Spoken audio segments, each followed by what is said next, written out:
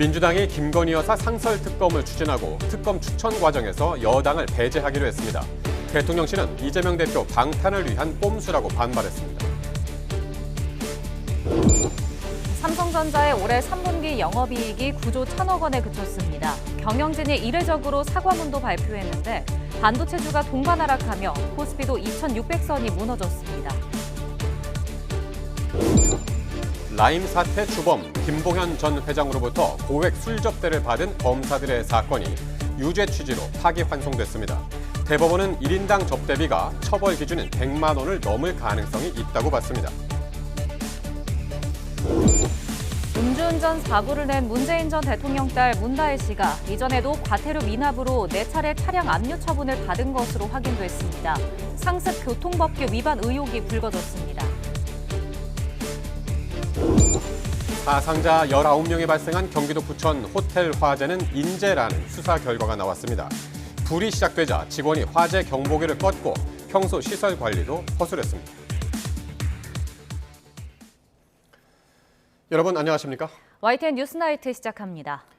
국회 국정감사 둘째 날 여야는 각각 민주당 이재명 대표와 김건희 여사를 겨냥한 공세 수위를 더 끌어올렸습니다. 여당은 이 대표의 헬기 이송 특혜 논란 공세를 펼쳤고 야당은 김 여사의 논문 표절 의혹 등을 두고 날을 세웠습니다. 보도에 이준엽 기자입니다.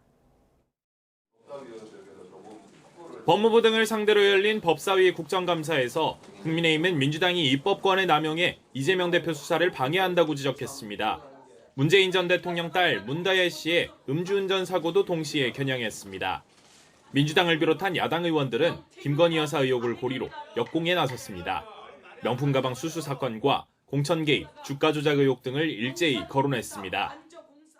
이재명 관련 사건 수사 검사들 그리고 또 민주당 관련 사건 수사한 검사들에 대해서 지금 대거 탄핵 소추를 했습니다. 권력자에 대한 수사에 대해서 어떤 보복의 시그널이다. 김건희 여사와 관련된 짐을 덜지 않으면 이제 법무부와 검찰은 한 발짝도 나아갈 수 없을 지경에 이르렀습니다. 모든 사건들이 다 김건희 여사와 연결이 돼 있어요. 복지위 국감에선 이재명 대표의 헬기 이송을 두고 설전이 격화하며 한때 고성도 오갔습니다. 여당은 이 대표가 과도한 특혜를 받았다며 관련 지침 정비가 필요하다고 주장했고 야당은 프레임 씌우기라고 반발했습니다. 초등학생도 특혜라고 판단할 수 있는 아주 쉬운 사항입니다. 저도 의사입니다. 의사가 한절을 대할 때는 제 말 좀 들어주세요. 아니요, 제가 보건복지... 교육부 국감에선 김건희 여사의 논문 표절 의혹이 도마에 올랐습니다.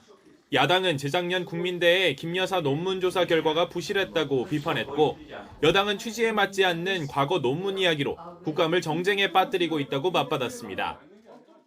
김건희 여사가 신이에요? 종교입니까? 어떻게 김건희 관련 건만 나오면 죄다 무혐의, 무죄 이렇게 되냔 말이에요. 이 대한민국 검찰입니까? 김건희교 교도입니까? 이 밖에 정무위원회에서는 야당 의원을 고소하겠다는 정승윤 국민권익위원회 부위원장의 과거 발언으로 여야가 언쟁을 벌이며 국감이 한때 파행했고 국방위원회에서는 여인영 방첩사령관의 답변 태도를 지적하는 야당 의원에게 김용현 국방부 장관이 비속어를 사용해 응수하며 논란이 일기도 했습니다. 군복 입었다고 할 얘기 못하고 가만히 있는 건 더 X이라고 생각합니다. 국감 둘째 날에도 김건희 여사와 이재명 대표 관련 사안들로 여야가 충돌을 이어가면서 정책 현안은 도통 보이지 않는다는 지적도 일각에서 나오고 있습니다. YTN 이준엽입니다. 더불어민주당이 김건희 여사를 둘러싼 의혹을 수사로 밝히겠다며 지난 2014년 도입된 상설특검 제도를 본격 추진하기로 했습니다. 윤석열 대통령이 제2요구권을 행사할 수 없도록 하는 건데 여권은 행정권을 무력화하는 꼼수라고 반발했습니다. 보도에 나혜인 기자입니다. 민주당이 김건희 여사와 대통령실을 겨냥한 상설특검 수사 요구안을 국회에 제출했습니다. 윤석열 대통령의 제2요구로 폐기된 김 여사 특검법을 다시 추진하기 전에 10년 전 여야 합의로 공포된 상설특검법부터 활용하겠다고 나선 겁니다. 수사 대상으론 과거 김 여사의 주식 계좌를 관리했던 도이치모터스 주가 조작 사범 이종호 씨가 연루된 삼부토건 의혹과 세관 마약 수사 외압 의혹을 적시했습니다. 김건희 여사와 관련된 모든 사안을 다 수사 대상으로 삼기는 어려울 것 같고 이종호 씨가 둘 다 연관돼 있습니다. 연관돼 있는 이 사건을 상설특검 대상으로 먼저 삼았다 이렇게. 특검 후보자는 하위 법령인 국회 규칙만 바꿔 여당에선 추천할 수 없게 하기로 했습니다. 모두 대통령의 제2요구권 행사를 피하기 위한 전략인데 다만 김 여사의 공천 개입 의혹 등을 수사할 별도 특검법도 계속 추진한다는 계획입니다. 뛰는 천공 위에 나는 명태균입니까? 요즘 김건희는 정권 실세, 명태균은 비선 실세라는 말이 돌아다닙니다. 국민의힘은 강하게 반발했습니다. 여당의 특검 추천권을 뺏는 건 정치적 중립성과 독립성을 중시하는 상설특검법 취지에 정면으로 반한다고 성토했습니다. 결국 야당이 수사권과 기소권을 독점하겠다는 것입니다. 검은 속내가 뻔히 보이는 비정상적인 꼼수입니다. 다수 의석을 무기로 행정권과 사법권까지 마음대로 휘두르겠다는 독재적인 발상이라고 규탄했습니다. 민주당을 위한 특검이자 특검을 디딤돌로 탄핵으로 나아가려는 얄팍한 수작이라고 할 수밖에 없습니다. 대통령실 역시 야당 직속으로 또 하나의 검찰을 만들겠다는 시도라며 이재명 대표 방탄을 위한 꼼수라고 깎아내렸습니다. 민주당은 국정감사가 끝나는 대로 상설특검 규칙 개정안과 수사 요구안을 국회 본회의에 올려 처리한다는 계획입니다. 원인을 제공한 건 본인과 가족이 연루된 특검을 거부한 대통령이라고 주장하지만 야당 입맛대로 고른 특검에게 공정한 수사를 기대할 수 없다는 여당의 반발이 거세 진통은 불가피할 전망입니다. YTN 나인입니다. 국민의힘 한동훈 대표가 취임 후 처음으로 오는 16일 재보궐선거가 열리는 호남을 방문해서 지지를 호소했습니다. 공격사주 의혹의 당사자 김대남 전 선임 행정관에 대한 진상규명 의지도 재차 강조했습니다. 강민경 기자입니다. 재보궐 전장인 험지, 전남 곡성을 찾은 한동훈 대표. 이번 선거가 당선 무효형을 받은 민주당 소속 전 군수의 잘못으로 열린다며 야당 책임론을 부각했습니다. 민주당과 조국혁신당 경쟁을 땅 따먹기로 규정하며 보수정당도 호남에서 헌신할 수 있다고 지지를 호소했습니다. 더불어민주당과 조국혁신당이 마치 자신들이 곡성을 자기 땅인 양 여기면서 땅 따먹기 하듯이 싸우는 것, 이건 지금 이 선거의 본질과 멀어도 너무 먼 이야기입니다. SNS로는 김대남 전 대통령실 행정관의 이른바 공격사주 의혹을 언급하며 자신을 향한 공격을 정치 공작으로 못 박았습니다. 진상규명을 통해 당의 기강을 바로잡고 나아가 당권을 확실히 움켜쥐겠다는 의도로도 해석됩니다. 실제 한 대표는 최근 당 관계자들과의 식사 자리를 부쩍 늘리는 등 당내 존재감을 끌어올리는 데 힘을 쏟는 기류입니다. 이 과정에서 여권의 약한 고리로 꼽히는 김 여사 리스크에 대해서도 결정의 시간이 다가오고 있다고 말한 걸로 전해졌습니다. 독자 세력화와 함께 용산과의 차별화에도 본격 시동을 걸었다는 관측이 나오는 대목입니다. 어떤 현안에 대해서 서로 터놓고 얘기할 수 있는 분들과 식사한다는 것은 저는 자연스러운 모습이라고 생각을 합니다. 다만 친윤계 등 당내 일부에선 이 같은 새 분리기에 대한 비판적 목소리도 나옵니다. 특히 행정부 감시와 야당 공세 대응 등 당력을 집중해야 할 국정감사 기간에 정치 공작이나 세력화 이야기가 잇따라 나오는 데 대한 불편한 분위기도 감지됩니다. 공격사주 의혹에 대한 당 차원의 진상조사가 시작된 만큼 결과에 따라 또 한 번 유난 갈등이 수면 위로 떠오르는 변곡점이 될 수도 있습니다. 여기에 김건희 여사 리스크에 대한 한 대표의 발언까지 전해지며 폭풍전야 같은 여당 내 긴장의 분위기는 더 고조되고 있습니다. YTN 강민경입니다. 삼성전자가 3분기에 9조 1천억 원의 영업이익을 기록했습니다. 시장 기대에 한참 못 미치는 수치에 삼성전자는 이례적으로 사과문까지 발표했습니다. 박기환 기자입니다. 지난해 반도체 불황기와 비교한 삼성전자 3분기 실적은 겉보기에는 호조세를 이어갔습니다. 영업이익은 9조 1천억 원, 1년 전보다 4배 가까이 늘었고 매출액은 분기 사상 최대 기록을 2년 반 만에 갈아치웠습니다. 하지만 시장의 기대에는 미치지 못했습니다. 10조 원대로 대폭 하향 조정된 증권가의 예상 영업이익마저 크게 밑돌았기 때문입니다. 삼성전자는 스마트폰 재고 조정에 따른 메모리 반도체 수요 감소와 중국 업체의 추격, 그리고 엔비디아의 HBM 품질 검증 결과 지연 등을 실적 부진의 이유로 꼽았습니다. 그나마 전날 장중 5만 원대까지 떨어졌던 주가는 6만 원대를 사수했습니다. 전거래일 대비 1.15% 줄어든 6만 300원으로 마감했습니다. 반도체 부문의 수장인 전영은 부회장은 실적 발표 직후 이례적인 사과문을 발표하며 우려를 불식시키는 데 초점을 맞췄습니다. 기대에 미치지 못하는 성과로 걱정을 끼쳐 송구하다면서 경영진이 앞장서 세상에 없는 새로운 기술, 품질 경쟁력으로 재도약하겠다고 말했습니다. 앞서 이재용 회장 역시 출장으로 찾은 필리핀에서 파운드리 사업부를 분사하지 않겠다고 밝혔습니다. 이 회장의 발언을 두고 업계 1위 TSMC와의 격차가 좁혀지지 않는 가운데 정면 돌파를 택했다는 분석이 나옵니다. 삼성전자의 위기론이 현실화했다는 우려 속에 이재용 회장과 경영진이 위기 타파를 위해 어떤 대책을 내놓을지 주목됩니다. YTN 박견입니다. 이복현 금융감독원장이 최근 과열 양상을 보이고 있는 고려아연 공개 매수에 대해 엄정한 관리 감독과 즉각적인 불공정 거래 조사 착수를 지시했습니다. 이 원장은 오늘 임원회의를 주재한 자리에서 고려아연 공개 매수와 관련해 상대 측 공개 매수 방해 목적의 불공정 거래 행위가 확인될 경우 누구든 법과 원칙에 따라 엄중 조치할 것을 강조했습니다. 이 원장은 공개 매수 과정뿐 아니라 이후 발생하는 이슈에 대해서도 자본시장법 등 관련 법규 위반 여부를 철저히 살펴볼 것을 당부했습니다. 이런 가운데 고려아연 경영권 확보를 위한 영풍과 고려아연 양측의 공개 매수 과정에서 주가가 급등하자 금융감독원이 공개 매수 기간 중이나 종료 후 주가가 급락할 수 있다며 소비자 경보를 발령했습니다.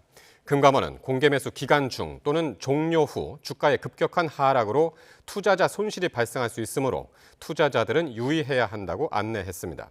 금감원 관계자는 경영권 분쟁 관련 공개 매수의 경우 양측의 합의 등으로 분쟁이 종료되면 공개 매수 기간 중이라도 주가가 급격히 하락할 수 있다고 강조했습니다.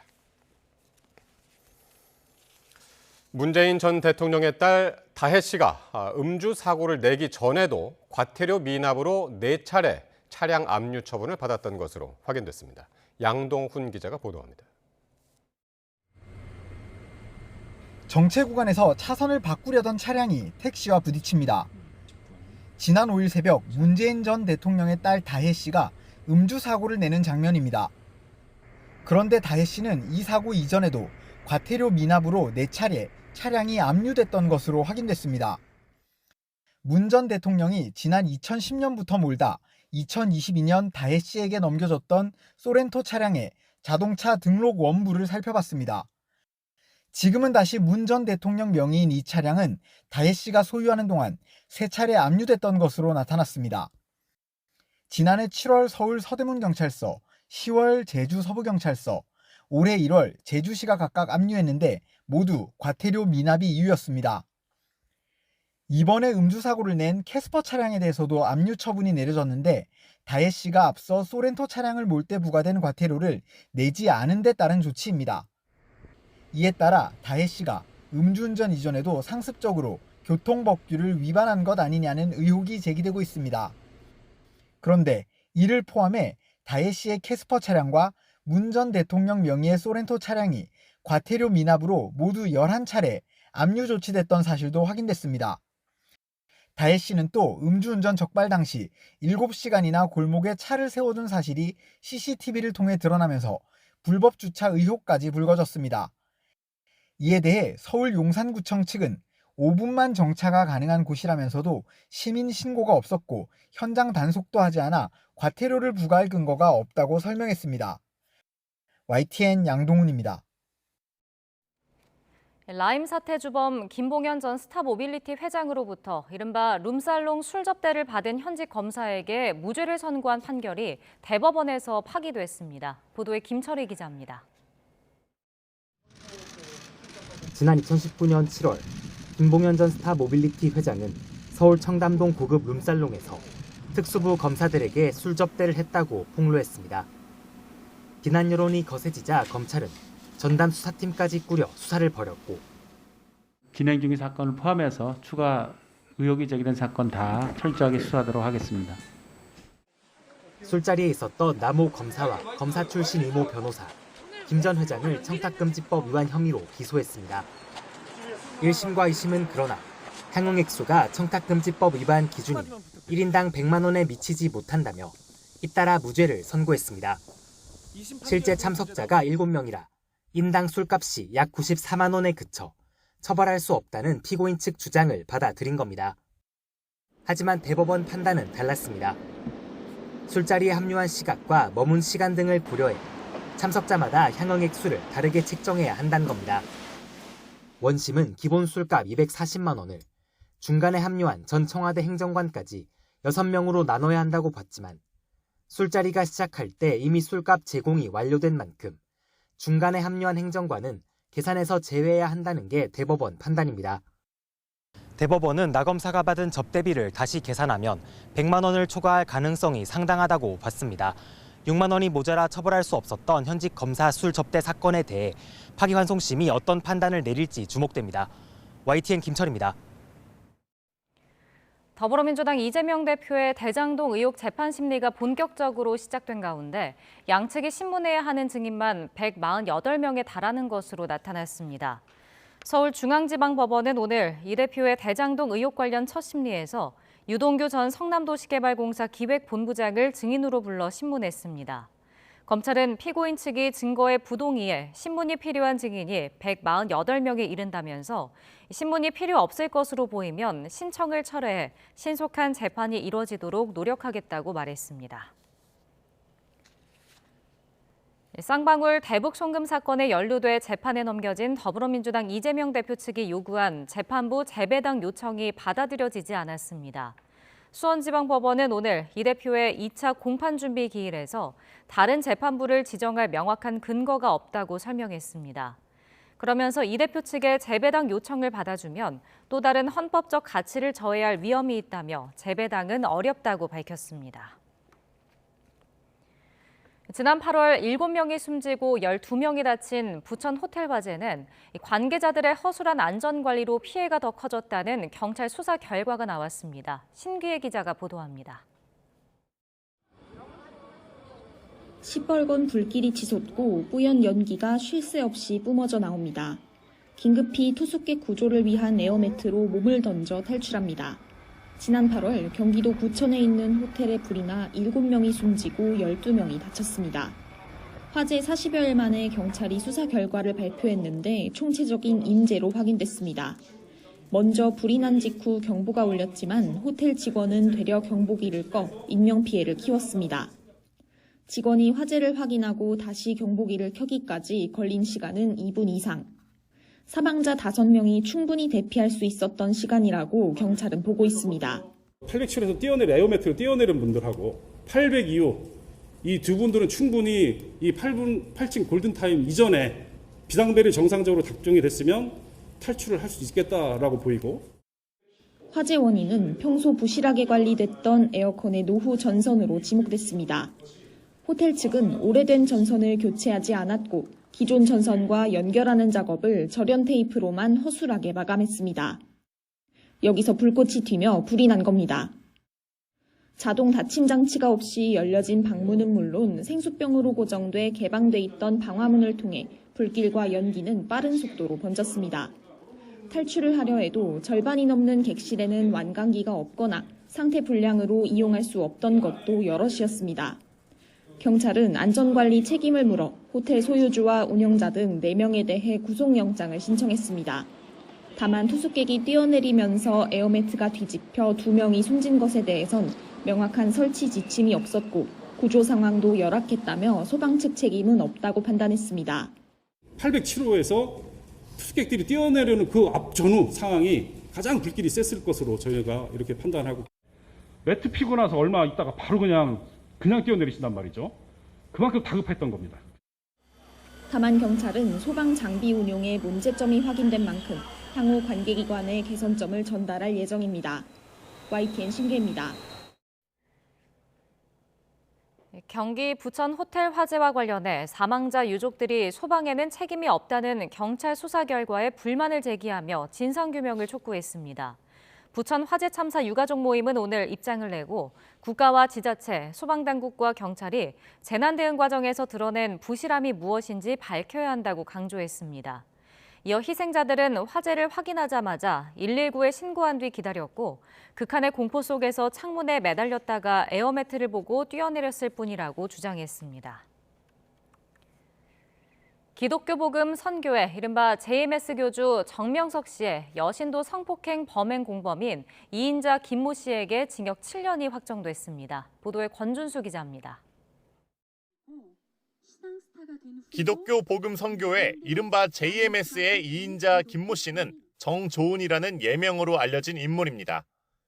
지난 2018년 홍콩 국적 여신도에게 잠옷을 건네주고 교주 정명석 옆에서 주님을 지키며 잠을 자라고 지시하며 정 씨의 성범죄에 가담한 혐의로 재판에 넘겨졌습니다. 내부 교리를 이용하여 정명석은 재림한 메시아이고 정명석의 사랑은 아무나 받지 못하는 선택적 은총이며 그를 거부하면 지옥에 간다는 등의 내용으로 피해자들을 지속적으로 세뇌하고 김 씨가 부인했지만 1심과 2심은 징역 7년을 선고했는데 대법원 판단도 이와 다르지 않았습니다. 김 씨가 달아난 신도들을 추적해 잡아오려 하는 등 범행 전반에 깊숙이 개입했고 특히 JMS 2인자로서 피해자들의 종교적 세뇌에 앞장서 정상적인 판단 능력이 상실된 상태를 이용했다는 2심 판단에 잘못이 없다고 본 겁니다. 피해 신도를 교주 정 씨가 있는 수련원으로 직접 데려가거나 정 씨의 말을 통역하며 범행을 돕고 방 밖에서 감시한 다른 간부들도 각각 징역 3년과 징역 1년 6개월에 집행유예 3년형이 유지됐습니다. 자신을 메시아라고 칭하며 신도들에게 성범죄를 일삼은 정명석 씨는 1심에서 징역 23년을 선고받았지만 지난 2일 2심에서 징역 17년으로 감형됐습니다. 다만 정 씨 측이 상고의 뜻을 밝힌 만큼 법정 다툼은 이어질 전망입니다. YTN 권준수입니다.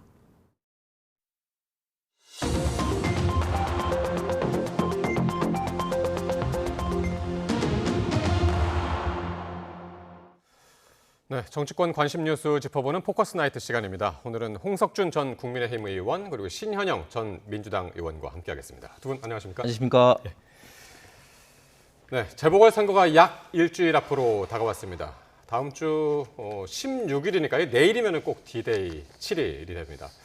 정치권 분위기가 한참 달아오르고 있는데요. 여야 지도부가 연일 총력전에 나선 모습인데요. 영상 먼저 보고 오시겠습니다. 최봉일!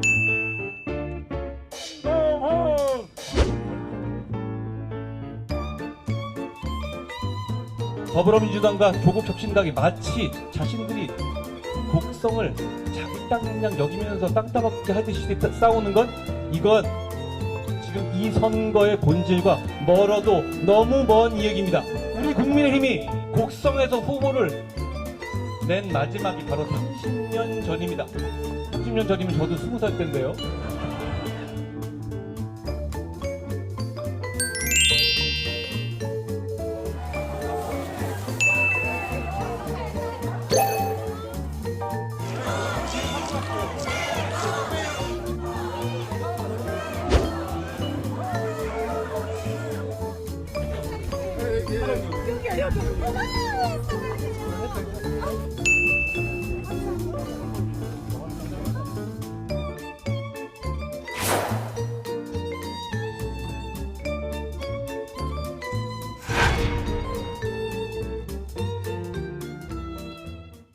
네, 한동훈 대표가 빨간 잠바 입고 호남 지역에서 지원 요새하는 모습이 약간은 좀 생소하게 보이기도 합니다.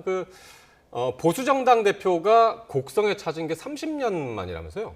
예, 이번에 후보를 낸 게 그런데 사실 네. 전남 지역이 사실 쉬운 지역은 아니죠. 그렇죠. 그런데 또 보면 곡성하고 또 영광하고 또 묘하게 좀 다르더라고요. 네. 보면은 영광 같은 경우는 전통적으로 영광 분수를 무소속이 된 경우도 굉장히 많고 해서 항상 좀 이변이 많은 어떤 지역이고 또 최근에도 보면 조국혁신당과 민주당 그리고 농민 진보당. 어떤 진보당을 네. 중심으로 해서 또 굉장히 또 팽팽하게 뭐 있는 두 곳에 있던 지역이 또 나름대로 특성이 좀 확실하게 있는 것 같습니다. 예. 그러니까요. 지금 민주당은 또 그 영광, 또 곡성 원래는 좀 이게 자신하는 분위기였는데 조국혁신당이 여기에 사활을 걸어가지고 지금 약간 좀 분위기가 좀 많이 달라진 것 같습니다. 그렇죠. 박빙이죠. 그리고 결과는 장담 못하죠. 그렇기 때문에 네. 민주당도 이제 호남이 무조건 우리 지역구다라고 생각할 수 없는 시대가 온 거 아니냐라는 생각이 들고요. 예. 그만큼 더 진실성 있게 우리 호남의 그런 지지자분들 예. 찾아가서 정말 민주당이 어떤 국가를 만들고 야당으로서 어떤 역할을 할 것인가에 대해서 네. 정말 전력을 다해서 호소를 해야 되는 상황입니다. 예. 영광에서도 지금 조국혁신당의 지지율도 만만치 않기 때문에 네. 결과를 예측할 수 없고 곡성에서도 저는 사실 그래도 국민의힘에서 이렇게 오랜만에 후보를 내고 또 호남 정치도 다 같이 경쟁하는 모습은 되게 보기 좋다고 생각하거든요. 네.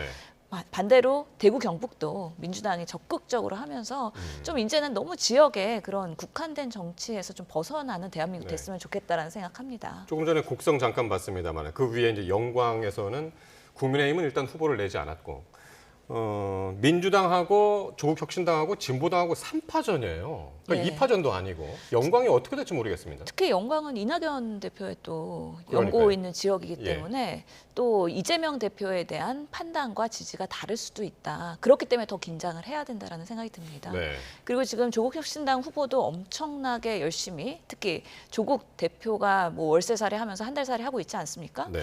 그런 과정에서는 이 같은 우리 범야권의 지지자들이 네. 어느 쪽을 선택하는 게 정말 지금 정권을 견제하고 그 다음에 우리가 정권 쟁취하는 데 도움이 될지에 대한 고민을 분명히 할 거라고 보이거든요. 네. 특히나 지금은 이거는 군수이기 때문에 총선과는 다르게 지역의 민심을 더 잘 읽을 수 있는 좋은 후보가 유리할 수도 있다. 예. 그래서 당보다는 그런 인물성에 대한 중요성도 있기 때문에 그런 면에서도 민주당이 더 적극적으로 호남을 찾아가야 되고 영광에 또 여러 가지 소통을 해야 된다고 생각합니다. 예.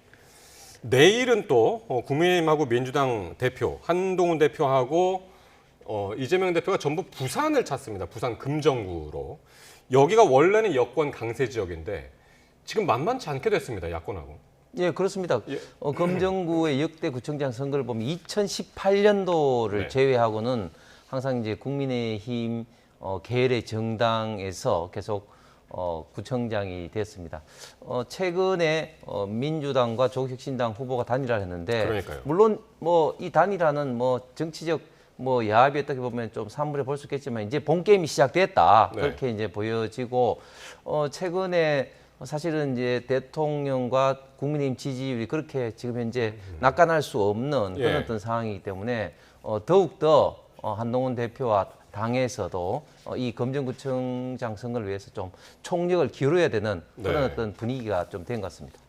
그러니까 국민의힘 입장에서는 그 인천 강화하고 부산 금정하고 두 개는 원래 텃밭이고 원래 이 전에 이제 군수가 다 이제 그 국민의힘 소속이었으니까 네. 꼭 지켜야 하는데 한 네. 곳이라도 이러면 좀 타격이 있겠습니다. 그렇죠. 굉장히 타격이 있죠. 네. 특히 지금 금정구청장 같은 경우는 사실 만약에 이것을 잃게 되면 제가 봤을 때는 굉장히 국민의힘에게는 위기이기도 하고 또 한동훈 대표로 봐서는 네. 굉장히 위기일 수밖에 없는데 사실 지난번 작년에 그 강서구청장 선거에서 저희가 지더라도 어느 정도 좀 차이가 나게 졌으면 그런 어떤 네. 충격이 덜 할 텐데 좀 차이가 예상보다 많이 나면서 충격을 많이 받았지 않습니까? 뭐 지도부가 총력전을 펴가지고 그렇습니다. 타격이 예. 좀 더 컸죠. 예, 그런데 만약에 이길 수 있는 저희 당의 전통적인 텃밭 지역에서 만약에 지게 된다면 예. 그때 강서구청장 패배보다도 훨씬 더 큰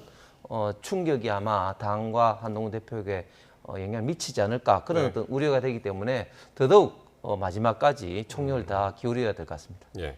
민주당 입장에서는 어쨌든 금정구에서 단일화를 이뤘고 김병지 후보로 어떻게 보십니까, 판세를? 이번에 해볼 만하다. 그리고 노력하면은 좋은 결과 얻을 수 있다라는 기대와 희망을 갖고서는 이번에 단일화도 성공을 했고 이제는 이제 남은 기간 동안에 총력을 다해서 뛰어야 되는 부분이거든요. 네. 부산이라는 지역이 우리 부산 시민들이 제2의 우리 대한민국의 도시로서 민심이 만만치가 않습니다.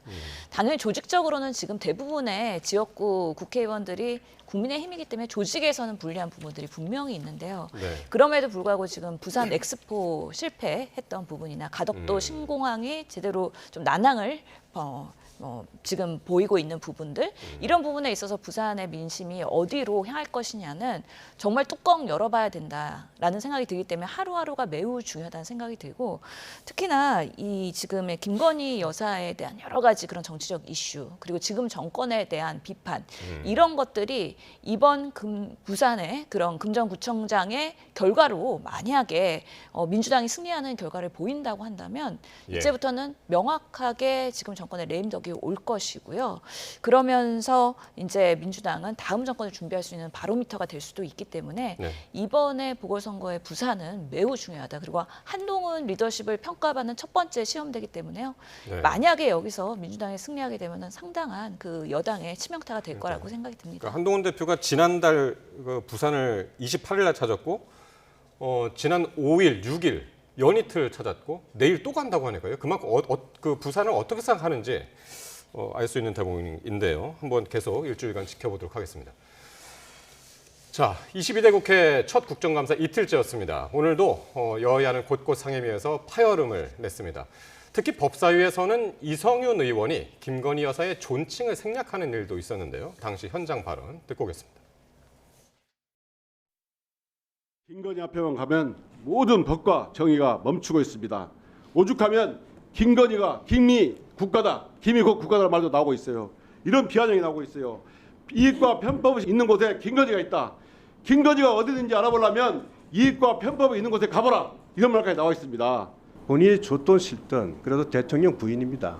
어떠한 호칭도 없이 김건희를 반복하면서 비난을 합니다. 민주당은 이재명의 왕국이다. 금토세 폐지도 결정 못하고 결국 이재명한테 맡겼다. 이재명이 사유하고 있다. 이런 식으로 이재명 이름만 계속 불러댄다면 민주당을 지지하는 국민들은 어떻게 받아들이겠습니까? 제가 대통령 영부인으로서 부른 게 아니고요. 범죄 피의자로서 부른 겁니다. 범죄 피의자를 부를 때 존댓말 쓰거나 영부인 붙이거나 그러지 않지 않습니까? 제가 반말했습니까? 여기는 개인과 개인이 맞붙는 자리가 아니라 공적인 업무 대 공적인 업무가 맞부딪히는 곳이기 때문에 가급적이면 그 부분에 맞게 예우를 해주는 것이 맞습니다. 맞고요. 예, 이성윤 의원은 서울중앙지검장 출신이죠. 그래서 김건희 여사를 피의자를 불렀다. 그렇게 했는데 지금 여당은 물론이고 정청래 위원장도 예우해야 한다라고 이제 지적을 했는데요. 두 분은 어떻게 보셨는지 모르겠습니다. 저는 이성윤 의원은 국회의원 자격도 없고 중앙지검장을 했는지 의심스러울 정도로 검사로서의 자격도 없다고 생각을 합니다. 왜냐하면 일단 지금 현재 김건희 여사가 지금 현재 피의자로 적시가 돼서 지금 수사를 받고 있습니까? 피의자가 아니죠. 법적으로. 그거를 가지고 범죄 피의자다 이런 식으로 이야기하는 것은 법 상식이 있는 사람은 있을 수가 없는 이야기인데 중앙지검장까지 한 사람이 저런 식으로 이야기를 하고 있는 것은 저는 대단히 본인의 자질이 의심스럽다고밖에 이야기할 수가 없고 특히 또 대통령 영부인에 대해서 국회의원으로서 저렇게 이야기를 한다? 그러면서도 또 범죄 피의자 이렇게 이야기하는데 그러면 정작 지금 현재 범죄 피의자로 지금 적시되어 있는 문재인 전 대통령이라든지 또 피의자를 넘어서 지금 현재 재판을 받고 있는 이재명 대표에 대해서 그러면은 이재명, 문재인 계속해서 부른다면 이거 어떻게 되겠습니까? 그건 말도 안 되는 이야기죠. 그러니까 이성윤 의원은 검사로서의 자격도 없었고 그리고 지금 국회의원으로서 도저히 기본적인 에티켓도 모르는 그런 어떤 행태를 저는 보이겠다 생각합니다. 정청래 위원장이 웬만하면은 야당 편 드는 모습을 많이 보였는데 어떻게 보셨나요, 이 장면들? 그러니까요. 오늘의 국감 보면서 사실 국방부 장관도 오늘 조금 XX 좀 말을 담지 못할 그런 표현을 해가지고 또 비난을 샀는데요.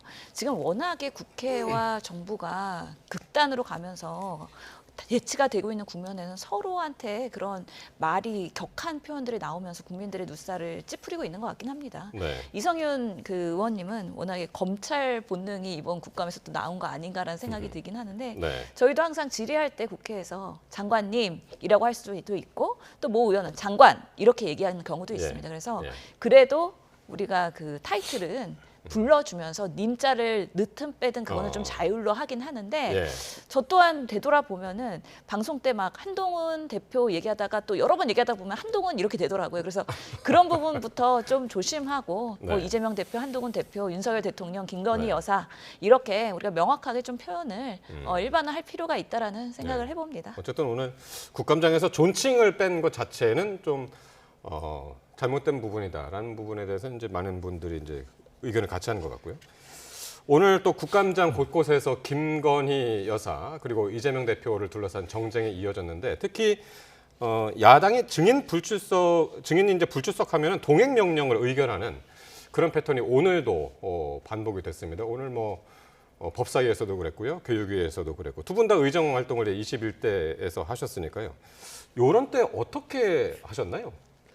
지금 통상적으로 동행명령이라는 제도는 국정감사에 관련된 법에 의해서 할 수는 있도록 돼 있습니다만은 사실 동행명령을 발동하는 경우는 사실 많이 없습니다. 왜냐하면 이 동행명령을 거부하는 경우에도 사실은 강제력이 있는 조치 수단이 마땅치 않을 뿐만 아니라 그리고 이것을 과도하게 했을 경우에는 국회의 어떤 갑질로 비춰질 가능성이 있기 때문에 항상 여야 간에 합의를 해서 최대한 정인이 좀 꼭 필요할 경우는 오도록 최대한 유도를 할 뿐이지 동행명령을 강행적으로 이렇게 남발을 한 사례가 전혀 없거든요.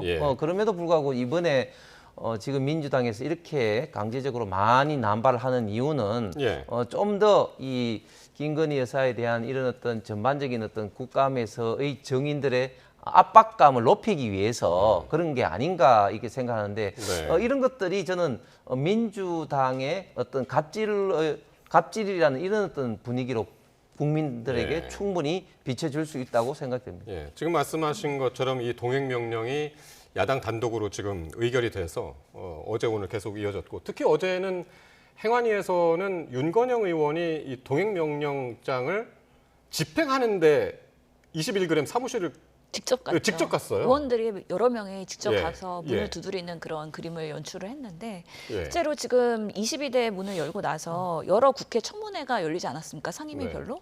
근데 증인들, 뭐 참고인들 요청을 해도 안 나타나요. 근데 이 동행명령의 의무가 없기 때문에 청문회에서는 이번에 국감 때 한번 제대로 증인들을 모셔놓고 우리가 한번 증언을 들어보자라는 첫 번째 22대 국감이기 때문에 상당히 지금 파이팅이 넘치고 있는 상황으로 보이고요.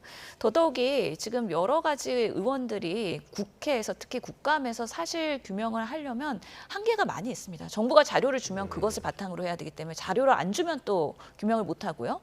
또 뭐 제보가 들어오는 것들에 대한 의혹 제기를 할 수가 있고 또 아니면은 이런 관련자들이 증언을 하는 걸 가지고 질의를 통해서 규명을 해야 되기 때문에 국회의원들은 수사기관이 아니다 보니까 뭔가 의혹이 있으면 그것을 더 심층으로 취재하고 하는 데 있어서 한계가 상당히 많다. 그렇기 때문에 이런 사실을 증언할 수 있는 관계자들의 증언이 매우 절실하다. 그런 면에서 이번에는 동행명령을 아주 적극적으로 사용하는 것이 또 21대 국회랑은 좀 차이가 있고 특히 이런 상황들조차가 지금 윤석열 정권 이제 3년 차가 되지 않았습니까? 제대로 국정을 감시하자. 그리고 그런 치부에 대해서는 명확하게 드러나지 않는 그런 기조 하에서 지금 이렇게 국정감사가 이루어지고 있는 것으로 보입니다. 특히 민주당이 지금 뭐 김건희 국감 그리고 끝장 국감 뭐 이렇게 이름을 붙이면서 지금 국감을 진행하고 있는데 이런 와중에 지금 김건희 여사 관련해서 의혹을 적시해놓고 상설특검 수사 요구안도 오늘 국회에 접수를 했는데요. 상설특검하고 지금까지 계속 추진하고 있는 일반 특검하고 어떻게 다른 겁니까? 우선은 상설특검은 2014년에 여야로 합의로 있는 기존의 법입니다. 그래서 특검이 필요한 경우에 상설특검을 이용을 해서 안건을 올리고 진행을 하면 지금처럼 도돌이표가 되고 있는 대통령의 거부권을 피해서 상설특검을 시행을 할 수 있다는 거죠. 다만 우리가 특검법을 발의해서 하는 것과의 차이는 이제 특별검사의 수나 네. 기간이나 이런 것들은 더 축소가 되기 때문에 더 면밀하게 보는 데는 한계가 있다. 근데 김건희 여사에 대한 부분을 민주당에서 지금 상설특검으로 일부는 전환을 하려고 하는 건데요. 네. 여러 가지 그 의혹들이 있지 않습니까? 뭐 명품백, 공천 개입, 뭐 도이치모터스 기타 등등이 있는데 이 상설특검의 대상이 되는 꼭지는 크게 두 가지. 인천 세관의 마약 수사 외압에 있었던 것. 네.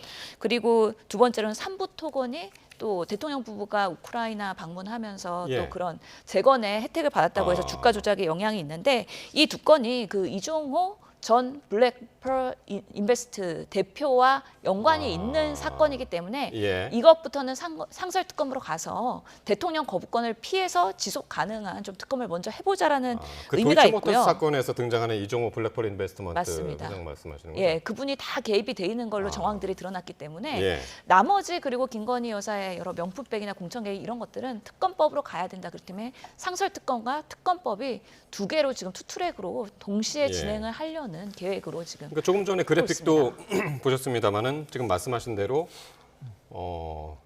대통령이 거부권을 행사할 수 없다. 그러니까 이미 상설특검이 이제 법이 존재하기 때문에 대통령이 거부권을 행사할 수 없고 기간도 짧고 파견 검사도 일반 특검에 비해서 작고 그래서 미니 특검 정도로 이렇게 보이는데 지금 이제 민주당이 요거를 이제 추진하려고 발의를 했단 말이에요. 국민의힘은 지금 어떤 입장입니까?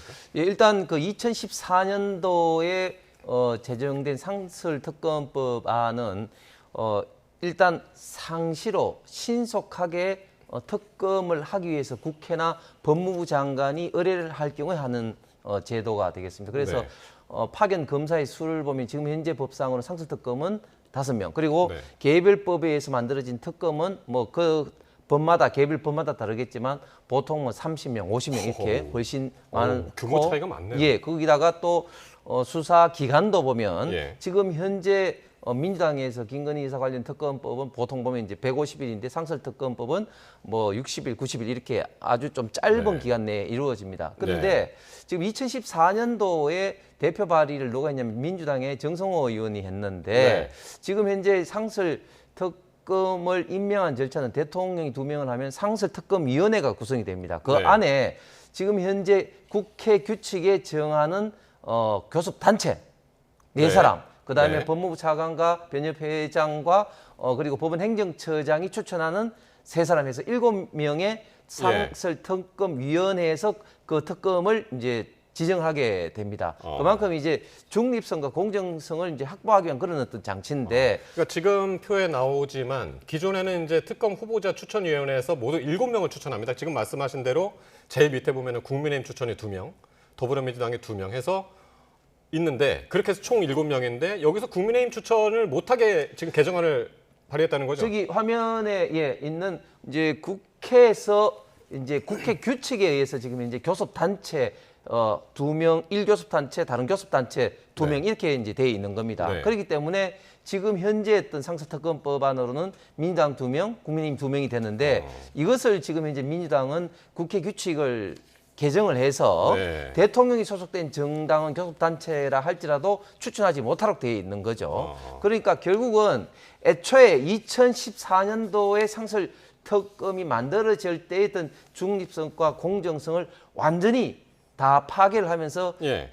민주당 추천으로만 하겠다. 예. 이런 어떤 내용의 국회 규칙을 지금 개정하겠다는 거 아니겠습니까? 네. 그렇기 때문에 이런 어떤 내용은 특검을 하기 위해서 특히 민주당 소속의 특검을 만들기 위한 이런 어떤 꼼수 상설 특검 지금 제도를 지금 현재 악용하려고 하는 그런 어떤 문제가 있습니다. 근데 지금 어쨌든 김건희 여사 특검법 자체가 지금 대통령이 제2요구권을 행사하고 다시 왔을 때는 3분의 2 이상이 찬성해야 되기 때문에 굉장히 어려운 그런 상황이었는데 지금 상설특검 같은 경우는 이번 국감 끝나고 바로 본회의에서 통과시키겠다는 거잖아요. 과반 출석에 과반 표결이면 되더군요, 보니까. 예, 그래서 2분의 1만 넘으면 되기 때문에 상설특검은 통과가 될 수 있는 부분이기 때문에 먼저 실행할 수 있는 것부터 하자라는 또 의미도 있을 것이고 우리 홍 의원님 말씀하셨지만 너무 확대 해석하면 안 됩니다. 이 여당 추천의 특별위원회 몫을 배제하는 거는 모든 특검법에 해당되는 게 아니라 대통령에 대한 사안 아니면 대통령 가족에 대한 사항에 대한 부분에 네. 있어서 특검을 하는 경우에만 네. 이해관계가 상충되기 때문에 여당 몫을 배제하는 겁니다. 아니 우리 대대로 봤을 때 전 대통령들도 본인들 가족들의 수사에 대해서는 결단하시고 네. 수용하시고 그러면서 여러 가지 수사나 법정 구속되기도 했었는데 지금 유달리 김건희 여사에 대한 이슈가 이렇게 활개를 치고 있는데도 여전히 정부 여당이 이렇게 방패막이로 하는 것이 맞느냐.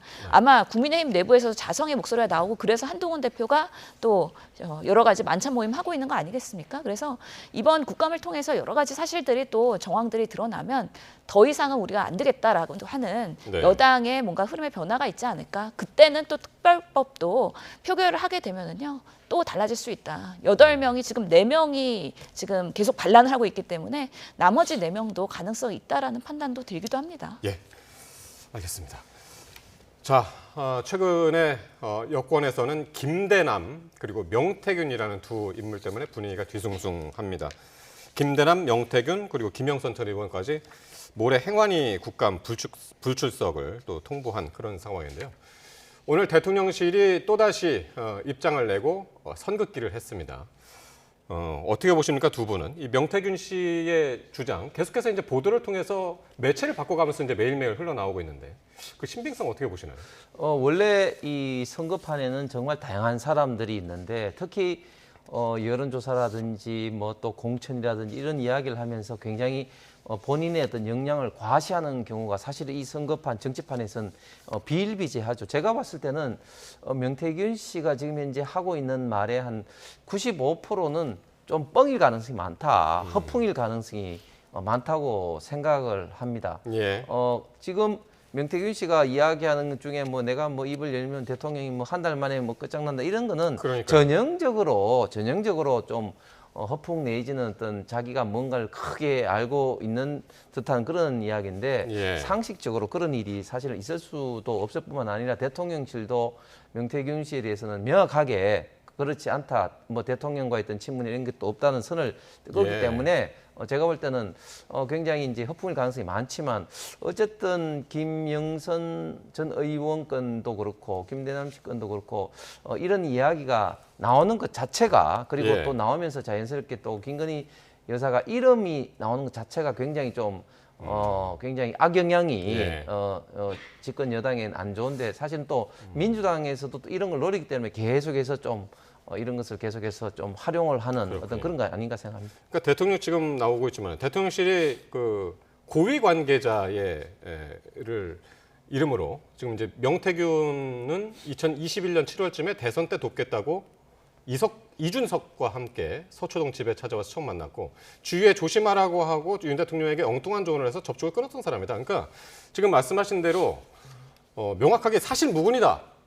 이런 입장이 아니라 약간은 좀 소극적인 입장이 아니냐 그런 지적들도 많이 나오고 해서 어떻게 보시나요, 신 의원님? 예, 지금 대통령실의 오늘 고위 관계자 입장은 뭔가 명태균 씨와의 관계가 이준석 전 대표로 비롯해서 이루어진 것이다라고 약간은 화살을 이준석 의원한테 돌리고 있는데 그래서 이준석 의원이 또 텔레그램에 공개를 했죠. 명태균 씨와 본인과의 관계에 있어서 사실 그 치맥 회동 윤석열 대통령과 이준석 치맥 회동을 기획했던 게 명태균이 나름의 역할을 했다는 거에 대한 정황을 근거로 올렸습니다. 그러니까 내가 소개한 게 아니라 지금 보면은 이미 김영선 의원이 당시에 이제 윤석열 총장한테 명태균 대표를 소개했다.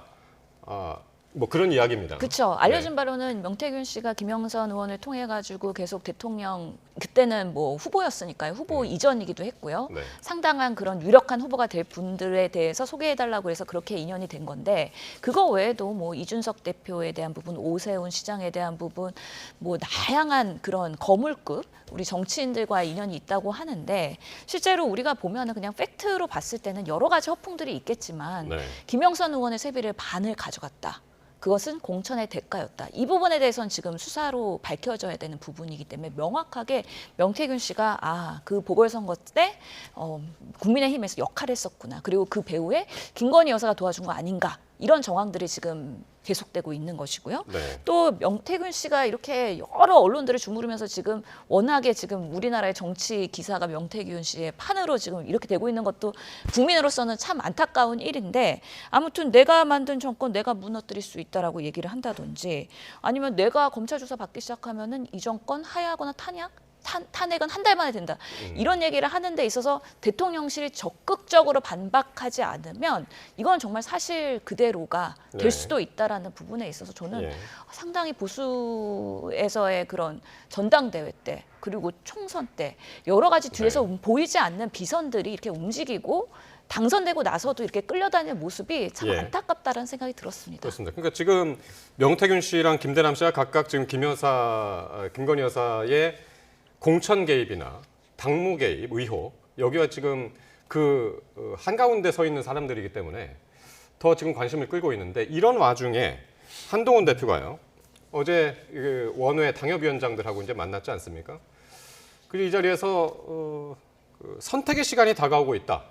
선택을 해야 한다면 민심을 따를 것이다라고 발언을 해서요. 이거 어떤 의미로 받아들여야 될까요? 뭐 저는 지금 당 대표로서 당연히 지금 생각하고 있고 또 앞으로 해야 될 그런 말이라고 생각합니다. 결국은 어떤 정치인도 결국은 어떤 국민의 뜻을 따를 수밖에 없는 것이죠. 그런데 과연 무엇이 국민의 뜻이냐 이런 어떤 해석의 문제 그리고 네. 어떤 본인의 어떤 가치관의 입장에 따라서 그걸 이제 결국 이제 받아들이고 그리고 행동할 수밖에 없는데 예를 들면은 김건희 여사 같은 경우 뭐 지금 현재 그 현직 대통령으로서는 처음으로 수사까지 받았지 않습니까? 네. 서면 조사를 원했지만 대면 수사까지 받았고 했는데 과연 더 이상 어떤 것을 해야 될 것인지에 대해서 저는 일반 국민과 똑같은 잣대로 바라봐야 된다. 대통령 부인이라고 해서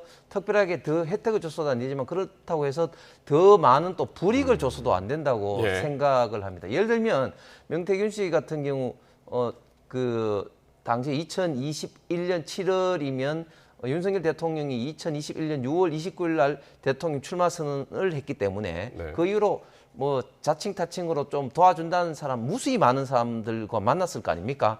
그런 어떤 사람 중에 한 사람인데 그런데 그 이후에 어떤 역할을 하고 했는 것들이 별 역할 한 것도 없는데 그러면은 이 사람이 역할 한 걸 없는 걸 증명해라고 할 때는 이게 답답한 노릇인 거죠. 그래서 이게 이 사람으로 인해서 어떤 것들이 개입됐는지를 증명하는 것이 아니라 없는 것을 증명하는 것들이 저는 굉장히 앞으로도 더 어려운데 이것을 가지고 또 악용할 가능성이 또 많다고 생각합니다.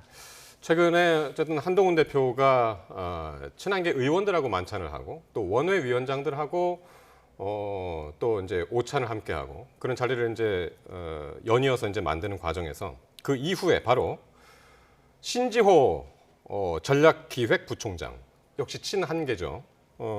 신지호 부총장이 김 여사에 대한 검찰 기소를 언급해서 또 논란이 되고 있습니다. 오늘 발언 한번 듣고 오겠습니다.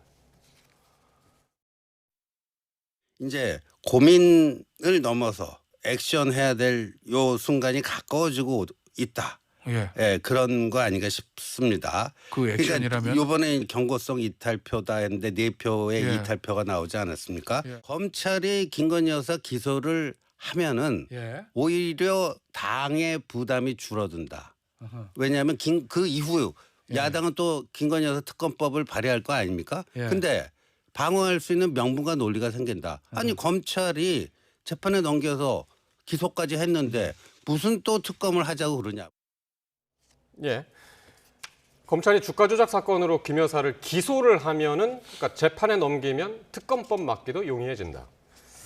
어떻게 들으셨습니까, 신 의원님? 지금 그 한동훈 대표가 취임하고 나서 별로 한 게 없다라는 비판에 상당히 직면해 있기 때문에 뭐라도 해야 된다. 칼을 뽑아서 무라도 썰어야 된다라는 심정으로 지금 친한계 의원들이 조금 발언들이 점점 세지고 있다고 보이거든요. 최상병 특검법도 수사 중인데 지금 특검 어떻게 하냐 이러면서 계속 지금 뭉개고 있지 않습니까? 그러니까 김건희 여사의 특검법도 지금 수사하지 않았냐, 기소 당하지 않았냐 그러면서 뭉개려고 하는 작전이 벌써부터 드러나고 있는 거라고 생각이 드는데 아무튼 이번에 뭐 의원들 한 20명 정도 모여갖고 친한계 모임을 요청을 했다고 하는데 그때 물러나지 않겠다, 믿고 따라달라라고 당부를 했고요. 또 원외 모임에서도 이제 그 시간이 다가온다, 그리고 민심을 따르겠다라고 얘기하는 것이 뭐라도 좀 액션을 해줘라라는 한동훈 대표에 대한 정말 간절한 저의 주문이고요.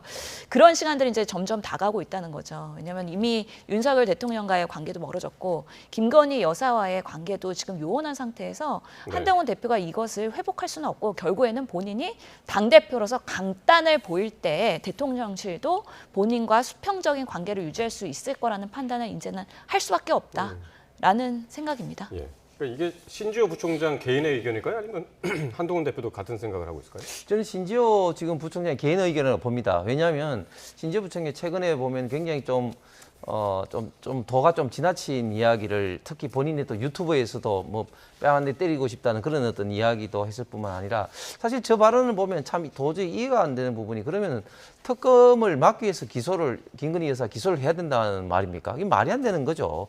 뭐 검찰이 수사를 하면서 판단을 해야 되는 그런 몫인데, 특검을 방어하기 위해서 기소를 언급을 한다든지 이런 자체는 저는 도저히 좀 이해할 수 없는 그런 어떤 발언인데, 이것이 저는 한동훈 대표였던 생각이라고는 생각하지 않습니다. 네, 알겠습니다. 두 분 말씀 여기까지 듣겠습니다. 홍석준, 신현영 전직 의원 두 분과 함께했습니다. 고맙습니다. 감사합니다.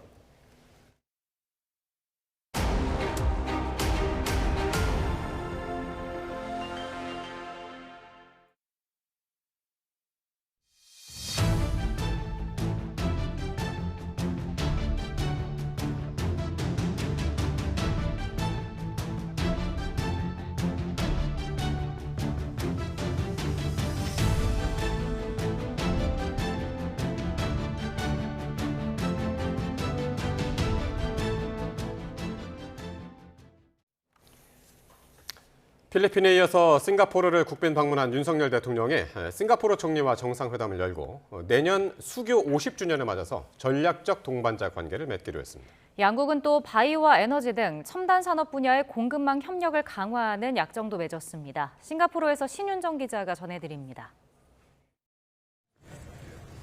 윤석열 대통령은 타르만 대통령이 참석한 가운데 열린 공식 환영식으로 싱가포르 국빈 방문 일정을 시작했습니다. 타르만 대통령과의 면담에 이어 지난 5월 취임한 로렌스 웡 총리와 첫 정상회담을 열었습니다. 윤 대통령은 싱가포르가 지난 반세기 동안 함께 뛰어온 동반자이자 미래 핵심 파트너라며 양국의 협력을 더 발전시켜 나가자고 밝혔습니다.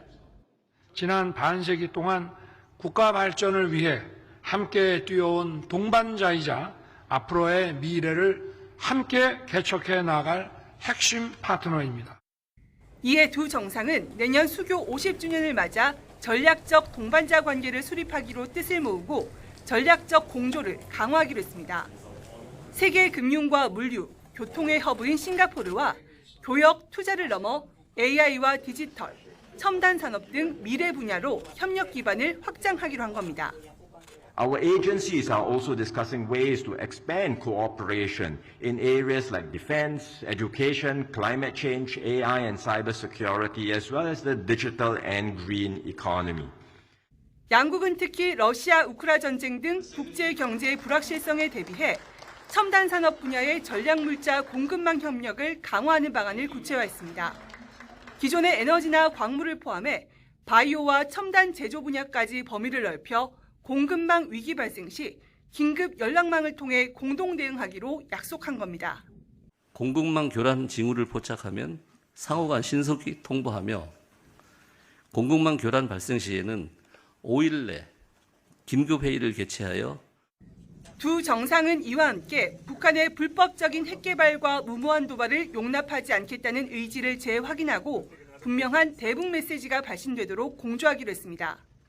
윤석열 대통령은 정상회담 이후 AI와 로봇을 통해 자율 제조 방식으로 자동차 생산이 이뤄지고 있는 현대차 글로벌 혁신센터를 방문했습니다. 이 자리에서 AI 확산으로 한국 제조업의 생산성이 개선되도록 적극 지원하겠다고 말했습니다. 싱가포르 국빈 방문 이틀째 윤 대통령은 세계적인 권위를 가진 강연 프로그램 싱가포르 렉처에서 8.15 통일 독트린이 갖는 국제 연대의 의미를 해외 청중들을 대상으로 처음 설명할 예정입니다. 싱가포르에서 YTN 신윤정입니다. 북한이 기존 잠수함보다 훨씬 큰 잠수함을 만들고 있는 정황이 우리 군에 포착됐습니다. 김정은 위원장이 지난해 건조 계획을 밝힌 핵 추진 잠수함일 가능성에 무게가 실립니다. 홍선기 기자의 보도입니다. 북한이 잠수함 관련 시설이 밀집한 함경북도 신포 일대에서 새로운 잠수함을 만들고 있는 정황이 우리 군에 포착됐습니다.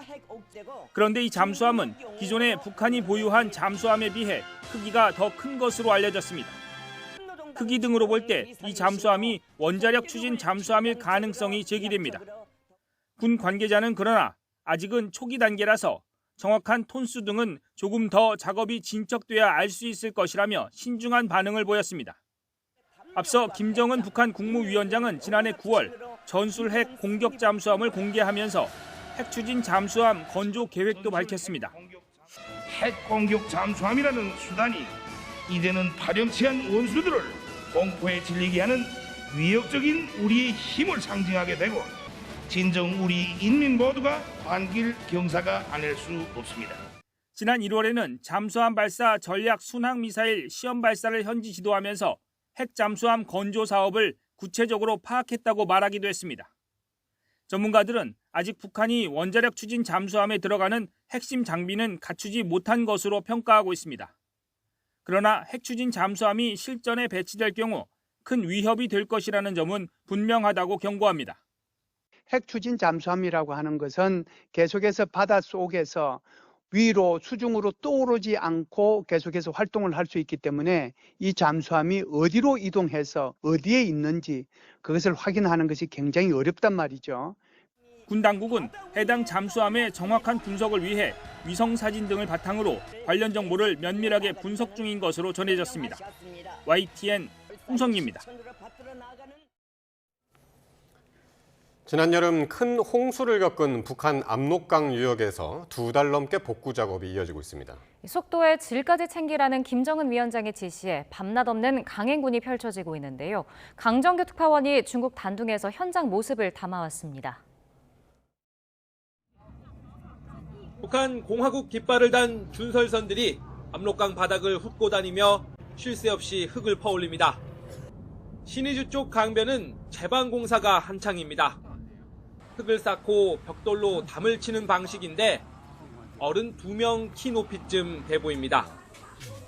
지난 7월 말 홍수를 키운 원인으로 지목된 중국 단둥 쪽 제방보다 높게 쌓는 겁니다. 以前比这很少很少，就是现在它加高了，越来就是它能印儿能看出来。 10栋넘는 건물을 동시에 짓고 있는 위화도 강가엔 붉은색 깃발이 나부낍니다. 수해 복구에 30만 명이나 자원했다는 북한 청년들을 추켜 세우는 정치 구호도 내걸렸습니다. 안전모 빼곤 맨손에 가까운 노동자들이 다닥다닥 붙어 한층 한층 쌓아 올립니다. 콘크리트 타설 차량도 없어서 지게로 물을 길러 옮기고 포대에 골재를 담아 기중기로 끌어올립니다. 반세기 전쯤 시간이 멈춘 듯한 공사판 풍경을 중국 유람선 관광객들은 신기한 듯 카메라에 담습니다. 불과 한 달 사이 16층짜리 살림집이 올라서자 강 건너 단둥 주민들도 혀를 내두를 뿐입니다. 24小时干活啊，晚上根本就不睡觉盖楼啊，1个月之间楼就起来了。 세 차례나 복구 현장을 찾아 속도전을 지시한 북한 김정은 위원장. 공사는 밤낮 없이 이어집니다. 부족한 전력 사정에 전등은 한두 개뿐.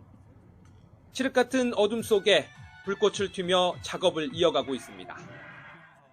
이른바 최고 존엄의 독촉에 더해 한반도 최북단의 겨울 한파가 닥치기 전까지 벌려놓은 공사를 마무리 지어야 한다는 절박함도 깔려 있습니다. 중국 단둥에서 YTN 강정규입니다.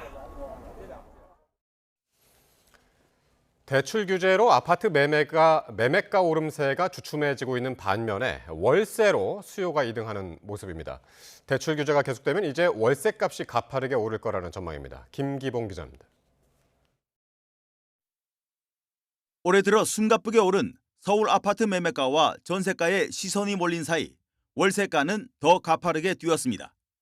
KB부동산 통계 지수를 기준으로 보면 올해 1월 대비 9월에 서울 아파트 매매가가 1.99% 오르는 사이 월세가는 4.43%가 뛰었습니다.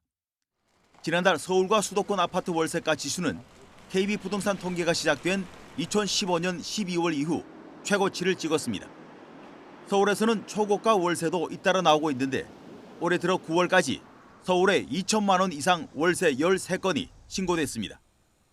아파트뿐 아니라 단독주택과 빌라 등 비아파트의 월세도 함께 강세를 보이고 있습니다. 월세가는 매매나 전세가와 달리 좀처럼 하락이 어려운데 본격적인 대출 규제로 월세를 찾는 수요가 눈에 띄게 늘고 가격도 더 오르는 모습입니다.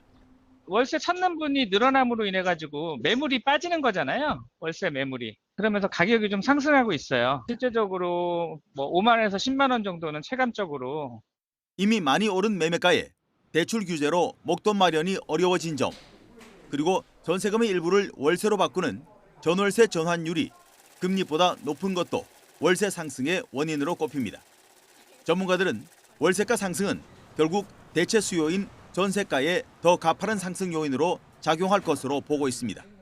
최근 한 1, 2년을 보시면 월세가 급등하면서 결국은 전세값을 밀어 올렸고 전세값이 또 급등하면서 그게 또 월세로 이전되는 이런 속도들이 좀 빨라지는 형태들이 됐기 때문에 주거니 받거니 하면서 밀어 올리는 효과들이 있다 이렇게 볼 수가 있고요.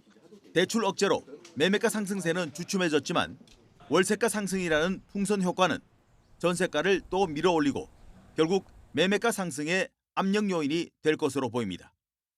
YTN 김기봉입니다. 수출이 11개월 연속 증가하면서 경상수지가 4개월째 흑자 행진을 이어갔습니다.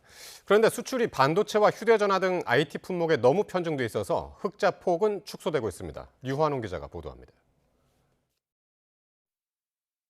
한국은행에 따르면 지난 8월에 경상수지는 66억 달러 흑자를 기록했습니다. 경상수지가 지난 5월부터 시작해 4개월째 흑자를 달성했지만 6월에 126억 달러 정점을 찍은 후 7월과 8월엔 계속해서 흑자 폭이 축소됐습니다. 수출이 11개월 연속 증가하며 경상수지 흑자를 떠받쳤지만 품목별로 보면 명암은 엇갈립니다. 반도체와 휴대전화 수출 증가로 전기 전자제품 수출액은 증가했지만 승용차와 화공품 등 IT를 제외한 대부분 품목 수출액은 감소했습니다. IT 품목의 이제 견조한 증가세에도 불구하고 그 BIT 품목의 좀 증가세가 좀 다소 둔화된 그러한 이제 모습이 있었습니다. 7월에 급감했던 선박 수출은 다행히 8월 들어 큰 폭의 증가로 돌아섰지만 승용차는 7월과 8월 2달 연속 감소세를 나타냈습니다. 화공품과 기계류, 철강 제품도 수요 감소와 경쟁 심화에 따른 단가 하락 등의 원인으로 수출 부진의 늪에서 빠져나오질 못하고 있습니다. 철강 같은 경우는 이제 글로벌 가격 경쟁 심화로 이것도 수출 단가가 많이 하락했고요. 그다음에 기계류 정밀기계 같은 경우도 이제 글로벌 건설 업황이 좀 둔화되면서 8월에 수출이 좀 감소한 것으로 나타났습니다. 이처럼 IT를 제외한 품목 대부분의 수출이 부진한 가운데 수입이 2개월 연속 증가하면서 경상수지 흑자 폭은 2달째 줄었습니다. 한은은 하반기 들어 설비 투자 증가와 소비 회복에 따라 수입이 계속 늘어날 것으로 예상돼 경상수지 흑자 규모는 축소될 가능성이 높다고 전망했습니다. YTN 유환홍입니다. 글로벌 반도체 업황은 일단 내년까지는 겨울이 오지 않지만 삼성전자의 겨울은 이미 시작됐다는 분석이 나왔습니다.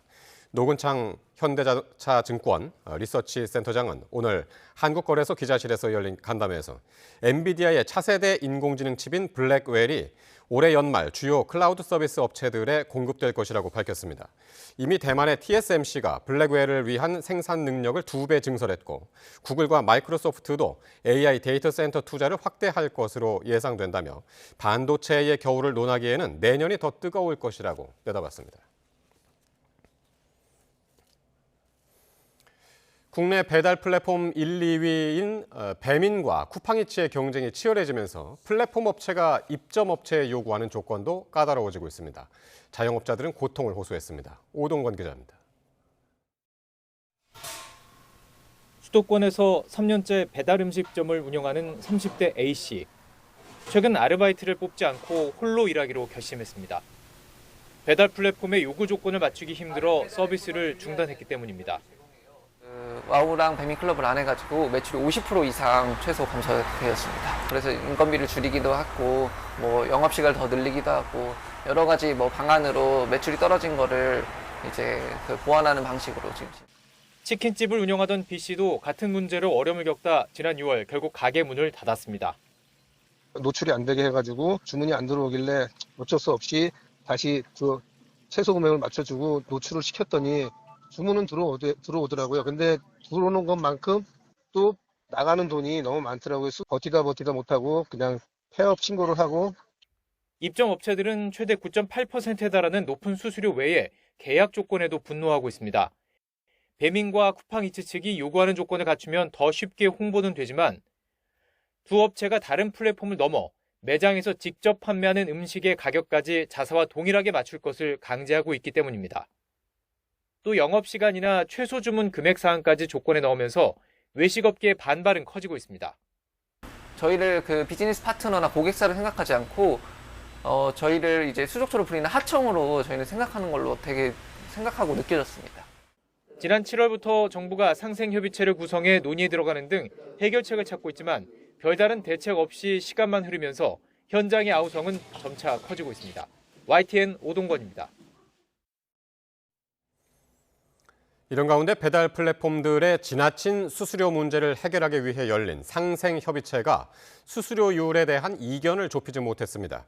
오늘 열린 배달 플랫폼과 입점업체 간 상생협의체에서 배달의 민족 측이 매출 규모에 따라 수수료율을 차등 적용하는 방안을 제시했지만 입점단체들은 배민이 제시한 수수료율이 너무 높다며 거부했습니다. 입점단체들은 오늘 회의에서 수수료 등 입점업체 부담 완화 방안 마련과 함께 영수증의 수수료나 배달료 등 입점업체 부담 항목 표기, 최해 대우 요구 중단, 배달기사 위치 정보 공유도 요구했습니다. 기상청 분석 결과 한여름 같았던 지난달이 역대 9월 가운데 가장 덥고 비도 가장 많이 내린 것으로 나타났습니다. 보도에 정혜윤 기자입니다. 가을이라는 말이 무색한 뜨거운 햇살. 35도를 오르내리는 무더위가 기승을 부린 지난달. 중하순까지 폭염특보가 이어지며 추석에 민소매에 얼음을 든 음료를 들고 민속놀이를 즐기는 이색적인 풍경이 연출됐습니다. 아니 전 역대급이에요. 진짜 9월 초까지는 저희가 에어컨을 틀어봤어도 이렇게 중순까지 추석쯤까지 에어컨을 틀어본 적은 처음이에요. 진짜. 아주 많이 더워요. 내 나이가 올해가 83세인데 아주 올해가 최고 더운 날씨라고 생각합니다. 올해 9월 날씨가 실제로 전무후무였다는 기상청의 공식 분석이 나왔습니다. 전국 평균 기온은 24.7도, 평년보다 4.2도 높은 수준으로 역대 9월 가운데 가장 더운 달로 기록됐습니다. 폭염 일수는 6일, 열대야 일수는 4.3일로 평년보다 4일에서 6일 많아 모두 역대 1위에 올랐습니다. 서울과 서산 등 전국 7개 지역에서 역대 처음으로 9월 폭염이 찾아왔고 춘천과 양평 등 전국 4개 지역에서는 첫 9월 열대야가 나타났습니다. 특히 올해 총 열대야 일수는 24.5일로 평년의 4배에 육박해 기상청 통계 분석 이래 최다였습니다. 근데 올해 9월은 아직까지 강하게 버티고 있는 대기 상층부의 티벳 고기압으로 인해 맑은 날씨가 자주 나타나고 북태평양 고기압이 가장자리에 놓이게 되면서 남쪽으로부터는 대기 하층을 따라 이 고온의 수증기가 유입되기 때문에 다른 해의 9월보다 유난히 높은 그러한 9월로 기록이 되었습니다. 폭염 뒤 찾아온 호우도 이른바 역대급이었습니다. 9월 전국에 내린 평균 강수량은 모두 241mm로 평년 강수량보다 절반 이상 많았습니다.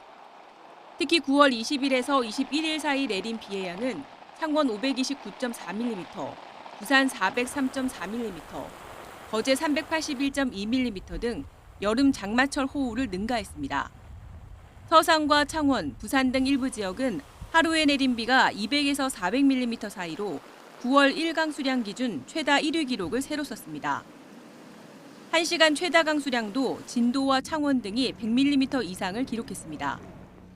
기상청은 이상 폭염과 호우의 원인이 정체전선과 열대저압부 영향이 겹친 데다 9월에도 한반도 주변 해수면 온도가 최근 10년 사이 최고 수준을 기록했기 때문이라고 설명했습니다. 이와 함께 앞으로 기후변화로 인한 여름철 재해가 9월까지 이어지는 날이 더 늘어날 가능성이 크다고 전망했습니다. YTN 정혜윤입니다. 신호를 위반하고 달리던 택시가 다른 차량과 충돌한 뒤 인도로 돌진해 등굣길 여고생이 택시에 치이면서 중상을 입었습니다. 윤웅성 기자입니다. 흰색 승용차가 빠른 속도로 사거리를 질주합니다. 잠시 후 평소같이 길을 걷던 시민들이 멈칫하더니 뭔가에 깜짝 놀란 듯 뒷걸음질칩니다. 다급하게 뛰어 대피하는 시민들도 보입니다. 택시가 인도로 돌진해 버스 정류장 근처에 있던 10대 여학생을 친 겁니다. 택시는 가로수를 들이받고 나서야 멈춰섰습니다. 사고 충격으로 이렇게 버스 승강장 표지판이 기둥째 뿌리 뽑혀 심하게 훼손됐고 주변에는 차량 잔해도 흩어져 있습니다. 차에 치인 여학생은 크게 다쳐 병원으로 옮겨졌습니다. 복부 통증 등을 호소했는데 생명에 지장이 있는 상태는 아닌 것으로 전해졌습니다. 사고가 난 곳은 상가가 늘어선 대로변으로 특히 근처 버스 정류장에는 등굣길 학생들과 출근길 시민들도 많았습니다. 하마터면 대형 인명피해로 이어질 뻔했습니다. 수명 정도 있었다니까. 학생이 등교 시간이니까 또 출근 시간이고 그래서 아주 아찔한 순간이었지. 굉장히 서울 사건이 연상될 정도로. 사고는 신호를 위반하고 달리던 택시와 유턴하던 승용차가 부딪히면서 일어났습니다. 충돌 충격에 튕겨나간 택시가 인도를 덮친 겁니다. 택시기사는 술을 마시거나 약물을 한 상태는 아니었다고 경찰은 설명했습니다. 경찰은 60대 택시기사를 교통사고 처리 특례법상 치상 혐의로 입건하고 정확한 사고 경위를 조사하고 있습니다. YTN 윤홍성입니다. 얼마 전 초대형 허리케인 헐린이 미국 남동부를 덮치면서 200명이 넘는 사망자가 나왔죠. 이런 가운데 당시 수해에 참상을 전한 한 소녀의 사진이 퍼지면서 많은 사람의 가슴을 먹먹하게 만들었습니다. 사진 속 어린 소녀는 구명조끼를 입고 온몸이 비에 홀딱 젖어 있고요. 강아지를 품에 안은 채 서럽게 울고 있습니다. 이 사진들은 소셜미디어를 중심으로 확산했는데 조 바이든 정부의 무능력함을 비판하는 이미지로 사용되기도 했습니다. 미국 유타주의 마이클 리 상원 의원은 이 사진을 자신의 X에 공유하며 바이든 정부의 재난 대응 능력에 대한 비판을 유도하기도 했습니다. 그런데 이 사진 알고 보니 실제가 아닌 가짜였습니다. 이 AI가 생성한 딥페이크 이미지였는데 사진을 자세히 보면 부자연스러운 곳을 찾을 수 있습니다. 소녀의 중지와 약지 사이에 손가락 하나가 더 있죠. 그리고 소녀가 입고 있는 옷은 물론이고 타고 있는 보트 종류도 같지 않습니다. 또 안고 있는 강아지 털 색깔도 사진마다 다르다는 걸 볼 수 있습니다. 이 사진이 가짜로 드러나자 포브스는 재난 상황에서의 조작된 이미지는 대중의 신뢰를 해칠 수 있다고 지적했습니다. 재난 피해 현장에선 가짜와 진짜 미기를 구별하기 어려워서 구호 활동 효과가 떨어질 수 있다는 겁니다. 그리고 미국 연방재난관리청도 이렇게 가짜 정보들이 무분별하게 확산하자 신뢰할 수 있는 출처의 공식 정보만을 공유해달라고 당부하기도 했습니다. 이용자들도 SNS상에서 정보를 볼 때 특히 주의해야 할 텐데요. 한편으론 재난 현장을 대상으로도 가짜 사진이 만들어진다는 사실이 조금은 씁쓸하게 느껴지기도 합니다. 네, 우리 청소년들의 문해력 저하 논란이 끊이지 않고 있는데요. 선생님들이 말하는 학생들의 문해력 실태는 어떨까요? 두 발 자유화 토론을 하는데 두 발이 두 다리인 줄 알았다라는 말이 있었습니다. 그리고 수업 중에 사건의 시발점이라고 했더니 왜 선생님이 욕을 하냐 이런 불만의 소리도 나왔다고 합니다. 그리고 이보자리를 별자리인 줄 알았다거나 이 족보는 족발과 보쌈 세트의 줄임말로 이해한 경우도 있다고 합니다. 한국교원단체 총연합회가 한글날을 앞두고 전국 5,800여 명의 초중고 선생님을 대상으로 실시한 학생 문해력 실태 교원인식 조사에서 나온 실제 사례인데요. 이처럼 황당했거나 난감했던 사례들과 함께 교원의 91.8%가 이 학생의 문해력이 과거에 비해 저하됐다고 답했습니다. 그렇다면 학생들의 문해력 개선을 위해선 어떤 것이 필요할까요? 선생님들은 독서 활동을 강화하는 것이 가장 중요하다고 답했습니다. 이어서 어휘 교육 강화, 그리고 디지털 매체 활용 습관 개선이 뒤를 이었습니다.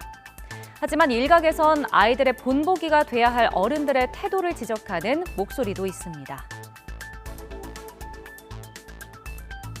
디지털 매체 많이 봐서 너희들 문해력 떨어진다 이렇게 얘기를 하는 어른들을 한번 볼까요? 어른들의 독서율을 보면요. 우리나라 성인의 독서율이 정말 처참합니다. 1년에 한 권도 책을 읽지 않은 성인이 거의 60%에 육박한다는 거예요. 애들한테는 핸드폰 좀 그만 봐 이렇게 하면서 어른들은 어떤가요? 아이들은 말로 이렇게 배우지 않고요. 행동으로 보고 배우거든요. 어른들이 책을 읽어야죠. 그렇죠. 네, 정말 따끔한 일침이죠. 내일은 578돌 한글날입니다. 세종대왕께서 안타까워하지 않도록 영상보다는 책을 가까이 하고 바른 우리말 사용을 위해 어른아이 할 것 없이 모두 함께 노력해야겠습니다.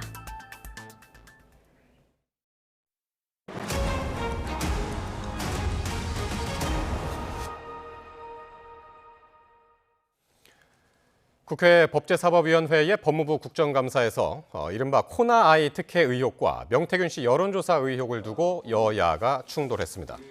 여당 의원들은 민주당 이재명 대표의 경기지사 시절 지역화폐 운영 대행사인 코나아이가 이용자가 사용 또는 환불하지 않은 낙전 수입까지 가져가는 등 불법 특혜를 받은 의혹을 제기했습니다. 반면 야당 의원들은 미래한국연구소 회장으로 알려진 명태균 씨가 윤석열 대통령에게 제공한 여론조사 대가로 김영선 전 국민의힘 의원이 공천받았다는 의혹을 파고들었습니다.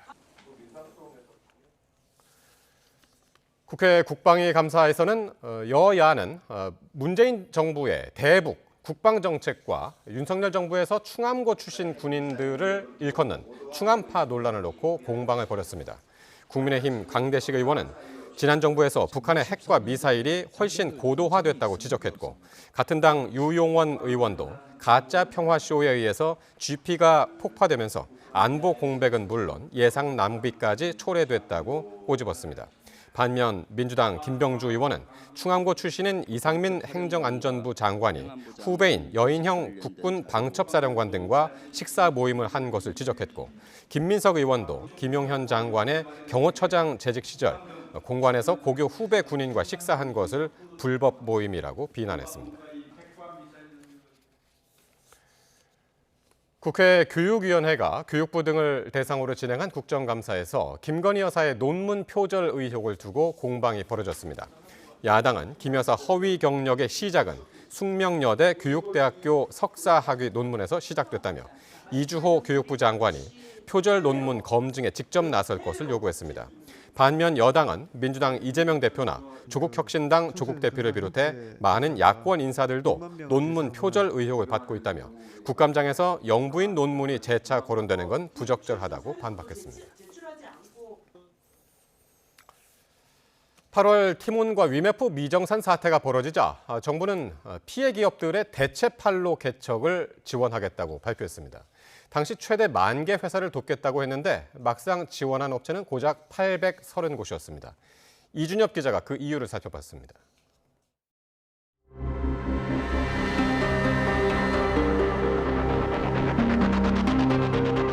이른바 티메프 사태가 한창이던 지난 8월 중소벤처기업부는 판매대금 미정산 피해 업체들에 최대 80억 원을 지원하겠다는 공고를 냈습니다. 티메프 대신 네이버를 비롯한 9개 플랫폼에 입점하면 할인 쿠폰이나 광고비 조의 포인트 등을 지급해 판로를 다시 열어주겠다는 취지였습니다. 매출 증진이 함께 이루어질 수 있는 부분은 소상공인들 대표님들과 함께선 저희가 함께 고민하면서 그러한 여러 가지 새로운 프로그램에 대해서도 안내해 드리도록 하겠습니다. 그런데 한 달여가 지난 현재 10,000개 회사를 지원하겠다던 정부 목표와 달리 신청사는 830곳에 불과했습니다. 정부 추산 48,000곳에 달하는 티메프 피해 업체 수에 비하면 초라한 실적인데 발목을 잡은 건 다름 아닌 신청 자격이었습니다. 대기업이나 중견기업 상품 등은 지원 품목에서 제외됐는데 피해 업체 대다수를 차지하는 유통사들의 경우 규모가 영세하더라도 이들 물건을 취급하기만 하면 지원 신청이 불가능했던 겁니다. 판반대로조차 지원이 안 되고 저희가 물건을 공급받는 곳조차 이제 물건이 공급이 안 될 정도로 어려운 상태다 보니까 이게 연쇄부도로 가게 됩니다. 거래처들도 막힌 상황에서 답이 안 나오는 상황입니다. 중기부는 기존 중소기업 판로 지원 사업을 토대로 해당 기준을 TMF 피해 업체에도 적용한 거라 어쩔 수 없다는 입장. TMF 피해 업체를 위한다 할지라도 대기업 생산 제품까지 판로를 지원하면 다른 중소기업이 피해를 본다는 이유였습니다. 하지만 YTN 취재가 시작되자 정부는 TMF 피해 업체들이 특수한 상황에 처한 만큼 합리적으로 고민할 여지가 있다며 신청 자격을 완화할 가능성을 내비쳤습니다. 기존 사업에 예산만 살짝 얻는 행태는 전형적인 행정 편의주의입니다. 이 피해 기업들에게 실질적인 이 생존과 회복이 도움이 될 수 있는 맞춤형 대책이 필요합니다. 피해 업체들은 정부 지원 사업 대신 민간 쇼핑몰들이 내놓은 판촉 행사에 의지하는 상황이라고 하소연했습니다. 정부가 부랴부랴 지원 정책을 발표하며 현실에 맞지 않는 기준을 제시하면서 결과적으로 피해 업체를 2번 눌렸다는 비판도 제기됩니다. YTN 이준엽입니다.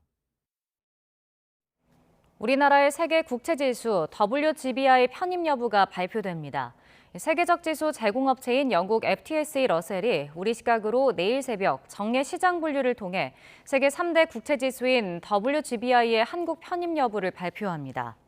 우리나라는 2년 전쯤인 지난 2022년 9월 세계 국채지수 관찰 대상국 지위에 오른 데다 국채 시장 접근성을 높여왔다는 점에서 네 번째인 이번 도전 결과에 관심이 모입니다. FTSE 러셀이 이번에 주가지수 분류에서 한국을 관찰 대상국으로 지정할지 여부도 관심사입니다.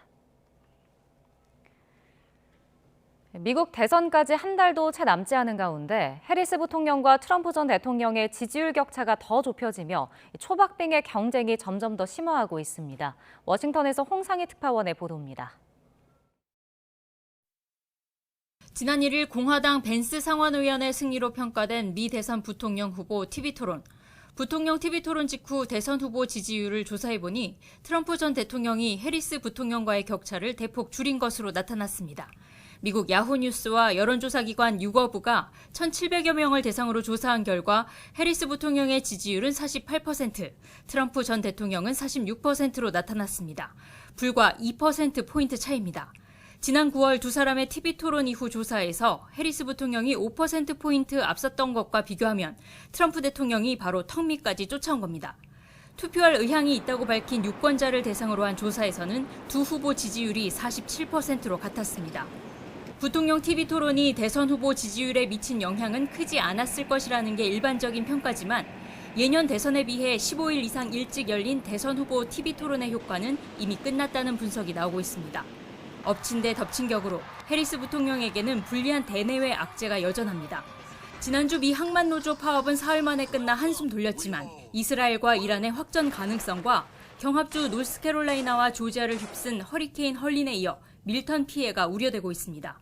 대선이 한 달도 남지 않으면서 해리스 부통령은 경제 이슈에 집중하고 있습니다. 특히 미시건과 펜실베이니아, 위스콘신 등 러스트벨트 경합지에서 노동자들의 마음을 사기 위해 고군분투하고 있습니다. This is a man who has been a union buster his entire career, who has called union leaders, quote, dues-sucking people. And as president, he did not lift a finger to save the pensions of millions of American workers. 트럼프 전 대통령 역시 해리스 부통령에게 인플레이션의 책임을 물으면서 자신이 미국의 번영을 만들겠다고 약속하고 있습니다. With your vote in this election, we can seal our borders, we can reclaim our sovereignty, stop inflation, raise your incomes, rebuild our devastated communities, and launch a new golden age of American prosperity and pride.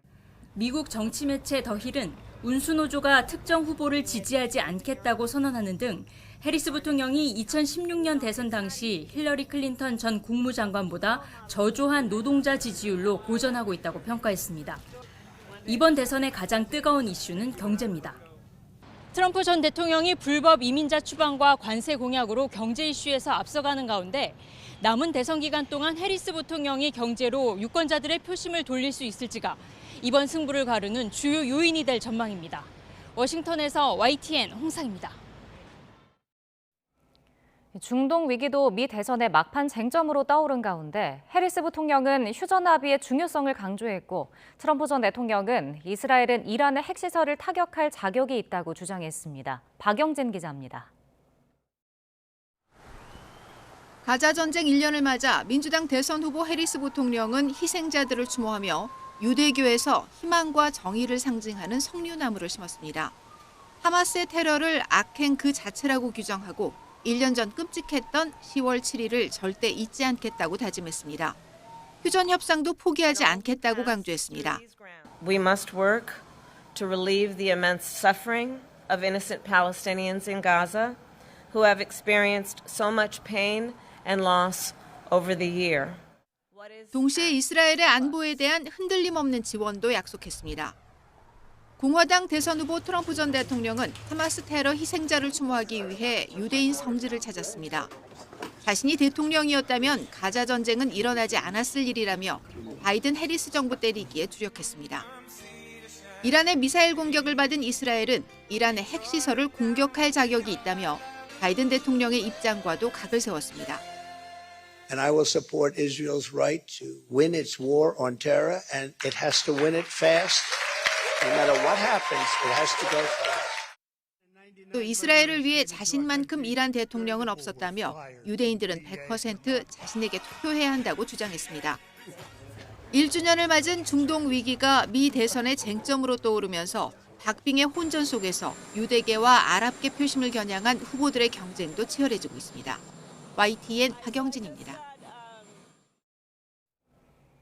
이스라엘군이 현지 시각 8일 레바논 수도 베이루트를 공습해 친이란 무장정파 헤즈볼라의 고위급 지휘관 수하일 후세인 후세이나를 제거했다고 밝혔습니다. 이스라엘군은 성명을 통해 후세이니가 헤즈볼라 군수 사령부 수장이자 최고 군사기구 지하드 위원회의 위원으로서 이란과 무기 거래의 핵심적 역할을 해왔다고 주장했습니다. 레바논 남부에서 이스라엘과 지상전을 벌이고 있는 헤즈볼라는 이스라엘군의 성과를 평가절하하며 항전을 이어가겠다는 의지를 밝혔습니다. 헤즈볼라 2인자인 나임 카셈 사무차장은 오늘 공개된 연설에서 일주일 전 남부에서 지상 충돌이 시작됐지만 이스라엘은 아직 진군하지 못하고 있다고 주장했습니다.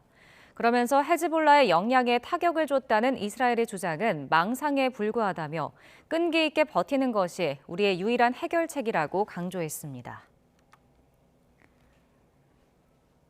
미국 남동부를 강타한 허리케인으로 200명 넘게 숨진 가운데 최고 등급의 초강력 허리케인이 또 상륙을 앞두면서 플로리다가 비상사태를 선포했습니다. 워싱턴에서 권준기 특파원입니다. 열흘 전 4등급 허리케인 헐린이 강타한 플로리다. 강풍으로 무너진 마을 도로에는 여전히 잔해더미가 수북합니다. 지금까지 230명 넘는 사망자와 64조 원의 재산 피해를 내며 2005년 카트리나 이후 최악의 허리케인으로 기록됐습니다. 아직 복구 작업은 시작도 못한 가운데 주민들은 모래주머니를 쌓고 있습니다. 이번엔 최고 단계인 5등급 허리케인 밀턴이 상륙을 앞두고 있기 때문입니다. I think we're just going to put sandbags in our back porch because it's going to flood anyways, but we're just doing it to help out our grandma. But we're going to get like groceries later and stuff in case it's really bad. 이미 최고 풍속이 시속 250km에 달한 밀턴은 점점 더 세력을 키워가며 템파 남서쪽에서 접근하고 있습니다. 미국 국립 허리케인 센터는 24시간 동안 이렇게 빨리 강해진 허리케인은 2005년 윌마와 2007년 펠릭스 두 개뿐이었다며 큰 피해를 우려했습니다. 플로리다 주지사는 비상사태를 선포하고 허리케인 경로에 대피령을 내렸습니다. We have 51 counties in Florida currently under a state of emergency. The executive order that I signed over the weekend also orders all disaster debris management sites and landfills. 트럼프 전 대통령은 연방정부의 부실 대응으로 허리케인 피해를 키웠다고 비난하고 있고 백악관은 모든 지원을 아끼지 않겠다며 밀턴 대비에 만전을 기하고 있습니다. 이미 허리케인 헐린이 대선 경합주인 조지아와 노스캐롤라이나에 큰 피해를 입힌 가운데 더 강력한 밀턴이 상륙을 앞두면서 이 대선 변수가 될 수 있다는 관측까지 나오고 있습니다. 워싱턴에서 YTN 권준기입니다. 이시바 시게로 신임 총리가 내일 국회 중의원을 해산하고 오는 27일 조기 총선거를 실시합니다. 중의원 해산 후 오는 15일 선거 공고가 이뤄지고 27일 총선 투개표 일정이 진행됩니다. 이시바 총리의 중의원 해산 결정은 역대 총리 가운데 취임 후 최단 기간으로 새 정권 출범에 대한 국민의 기대를 의석수로 연결하려는 의도로 풀이됩니다. 이시바 시게로 일본 총리가 아세안 관련 정상회의에 참석하기 위해 오는 10일에서 12일 라오스를 방문합니다. 일본 정부는 이번 순방을 계기로 이시바 총리가 각국 정상과 회담할 예정이라고 밝혔습니다. 일본 공영방송 NHK는 이시바 총리가 윤석열 대통령과 회담할 예정이라며 리창 중국 총리나 나렌드라 모디 인도 총리와의 회담도 조율하고 있다고 보도했습니다. 올해 노벨 물리학상은 인공지능의 핵심인 머신러닝의 기초를 만든 과학자 2명에게 돌아갔습니다. 스웨덴 노벨위원회는 인공신경망을 이용한 머신러닝의 기초가 되는 방법론을 개발한 존 호필드와 제프리 힌턴 교수를 올해 물리학상 수상자로 선정했다고 밝혔습니다. 미국 출신의 호필드는 프리스턴 대학, 영국 출신의 힌턴은 캐나다 토론토 대학 소속입니다. 노벨위원회는 호필드가 자료의 이미지와 다른 유형의 패턴을 저장하고 재구성할 수 있는 연상 기억 장치를 만들었다고 설명했습니다. 또 힌턴은 자료가 지닌 특성을 자동으로 찾아내 사진의 특정 요소를 식별할 수 있도록 하는 방법을 발명했다고 밝혔습니다. 과학자들이 최근 태양계 끝자락에 있는 명왕성의 달 카론에서 행성 탄생의 열쇠가 될 물질들을 새롭게 발견했습니다. 보도에 이성규 기자입니다. 지름 약 1200여 킬로미터로 표면이 얼음으로 감싸진 천체 카론입니다. 카론은 태양계의 끝자락에 있는 외소행성 명왕성의 가장 큰 달입니다. 명왕성과 카론은 외소행성의 고향인 카이퍼 벨트에 속했는데 카이퍼 벨트는 초기 태양계의 모습을 담고 있어 타임캡슐로도 불립니다. 최근 카론 생성의 기원을 밝힐 중요한 물질들이 제임스 웹 우주만원경을 통해 확인됐습니다. 미국 사우스웨스트 연구소는 웹 우주만원경의 적외선 관측을 통해 카론 표면에서 이산화탄소와 과산화수소를 발견했다고 밝혔습니다. 연구진은 우주 암석과의 충돌로 카론 표면에 이산화탄소가 뿌려지고 카론 표면의 물 분자가 태양 방사선으로 분해돼 과산화수소가 생겼을 것으로 추정했습니다. Detecting the levels, we can see we have a constraint on how much radiation's been hitting Sharon, perhaps which radiation's important in Sharon's processing. So it sort of points to how it's evolved. 지난 2015년 명왕성 탐사선 뉴 호라이즌스의 관측으로 카론 표면이 얼음으로 덮였다는 점은 드러났지만 당시엔 관측 장비 한계로 이들 분자까지는 확인되지 않았습니다. 이번 발견에는 제임스 웹 우주만원경의 역할이 컸습니다. 기존 허블 우주만원경보다 성능이 100배 이상 뛰어나며 가시광선이 아닌 적외선으로 관측해 135억 년 전 원시 우주까지 볼 수 있기 때문입니다. 연구진은 이번 발견으로 명왕성과 카론 등 명왕성 시스템뿐만 아니라 이들이 속한 카이퍼 벨트에 대한 이해도 한층 넓혀질 것으로 기대했습니다. YTN 사이언스 이성규입니다.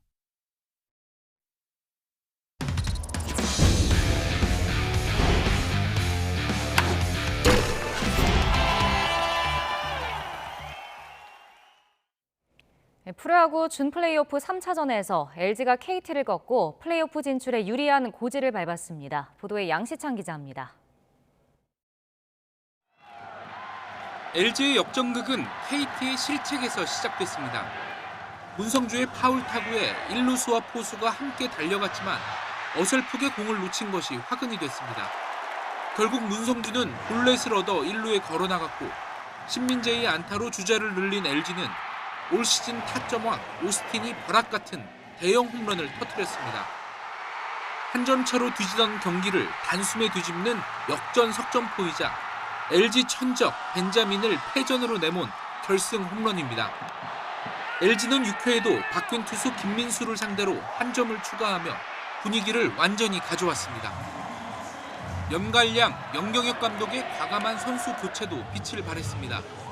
볼끝이 나쁘지 않았던 최은태를 3회 투아웃에서 과감히 내리고 혼주영을 투입하면서 실점을 최소화했고 유쾌에는 이번 시리즈에서 첫 안타를 치고 나간 김현수를 대주자로 교체하면서 추가 득점을 뽑아냈습니다.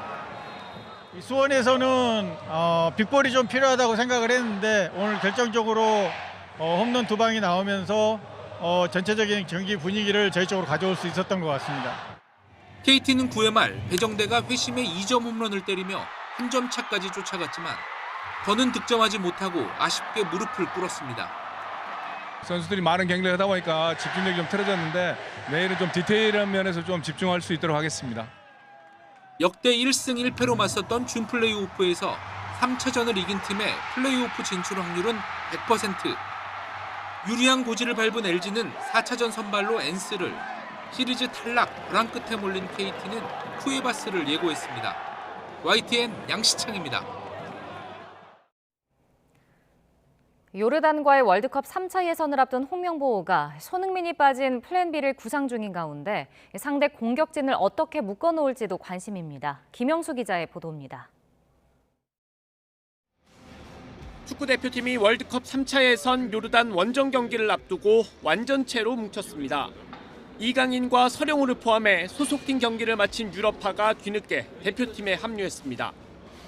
최근 소속팀에서 나란히 골을 넣은 1996년생 동갑내기 황인범과 김민재는 좋은 기운과 함께 요르단에 입성했습니다. 저희 경기 전에 둘 다 이제 막 이기고 이제 합류하자 했는데 둘 다 골 넣어버렸어요. 주장 손흥민이 없지만 공수 넓게 포진한 베테랑급 선수들이 대표팀을 이끕니다. A매치 경험이 가장 많은 이재성은 중원에서 공수 연결고리 역할을 할 핵심 전력 가운데 하나입니다. 오만전에서 꿀맛을 본 황희찬과 소속팀과 대표팀으로 가며 활약하는 이강인의 득점포 가동에도 기대를 걸어볼 만합니다. 최근 전성기 경기력을 회복한 김민재도 든든합니다. 요르단과는 3승 3무 1패로 전적에서 앞서지만 사실상 열세입니다. 우리가 이긴 건 10년 전이 마지막이고 올해 아시안컵에서 2차례 만나 한 번은 비기고 한 번은 완패했습니다. 2경기에서 무려 4골이나 먹었습니다. 출전 여부는 불투명하지만 요르단 메시로 불리는 알타마리가 특히 위협적입니다. 그만큼 견고한 수비가 필요한데 김영권이 빠지면서 빈자리가 된 김민재 짝꿍에는 중동에서 뛰는 조유민과 정승현이 거론됩니다. 조금 피로감이 있기 때문에 지금 이번 어웨이 경기 같은 경우는 좀 더 예를 들면 중동에 있는 선수들이 나가서 하는 게 훨씬 더 효율적이라는 생각이 들었고요. 아시안컵 준결승 완패 이후 클린스만 감독 경질, 논란 속에 홍명보 출항까지 요르단 악몽은 아직 진행 중입니다.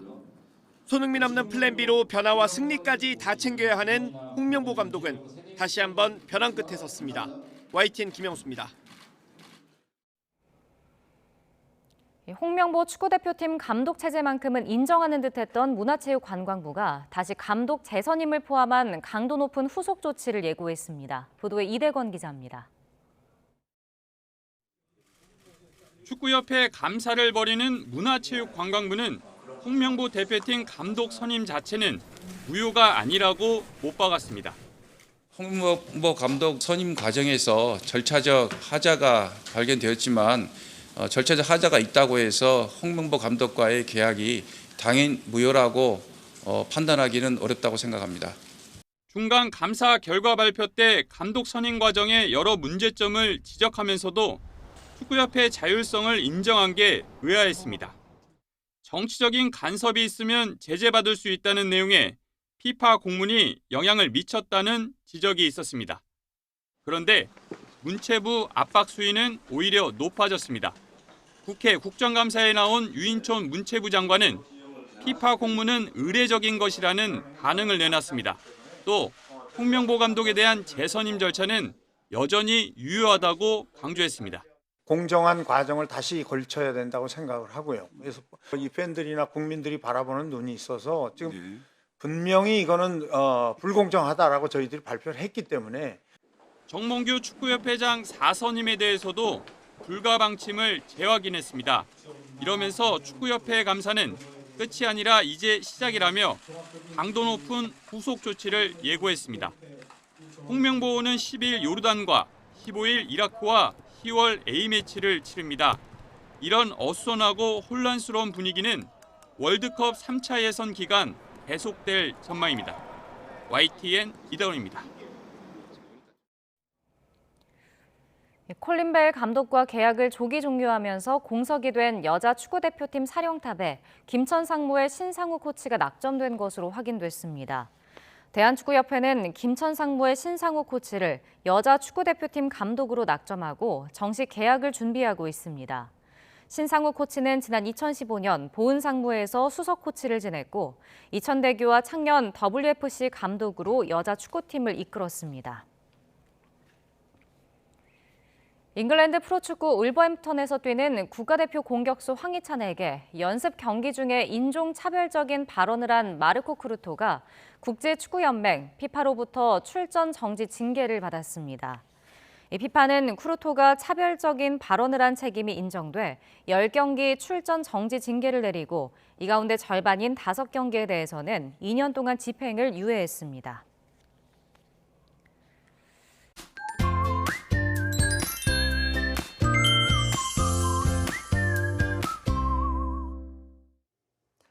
요즘 낮 동안에는 공기가 참 부드럽습니다. 포근함이 감돌면서 가을을 만끽하기 좋은데요.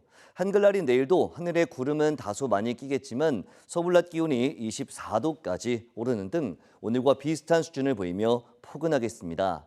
다만 여전히 일교차가 10도 안팎으로 크게 벌어집니다. 휴일을 맞아 외출하시는 분들은 옷차림에 각별히 신경 써주시기 바랍니다. 또 아침까지 안개가 매우 짙게 끼는 곳이 많겠고 제주도에는 5에서 20mm의 비가 오락가락 내리겠습니다. 여기에 동해안과 제주 해안을 중심으로 너울성 파도가 높게 이는 가운데 영남 해안에는 바람도 강하게 불겠습니다. 피해 없도록 각별히 주의해 주시기 바랍니다. 내일 아침 기온은 서울이 14도, 대전 13도, 광주 14도, 대구 13도로 오늘과 비슷하거나 조금 높겠습니다. 낮 기온은 서울이 24도, 대전 24도, 광주도 24도, 대구 23도로 오늘과 비슷하겠습니다. 주 후반에도 포근한 날씨가 이어지는 가운데 일교차가 크게 벌어질 전망입니다. 날씨 정보였습니다.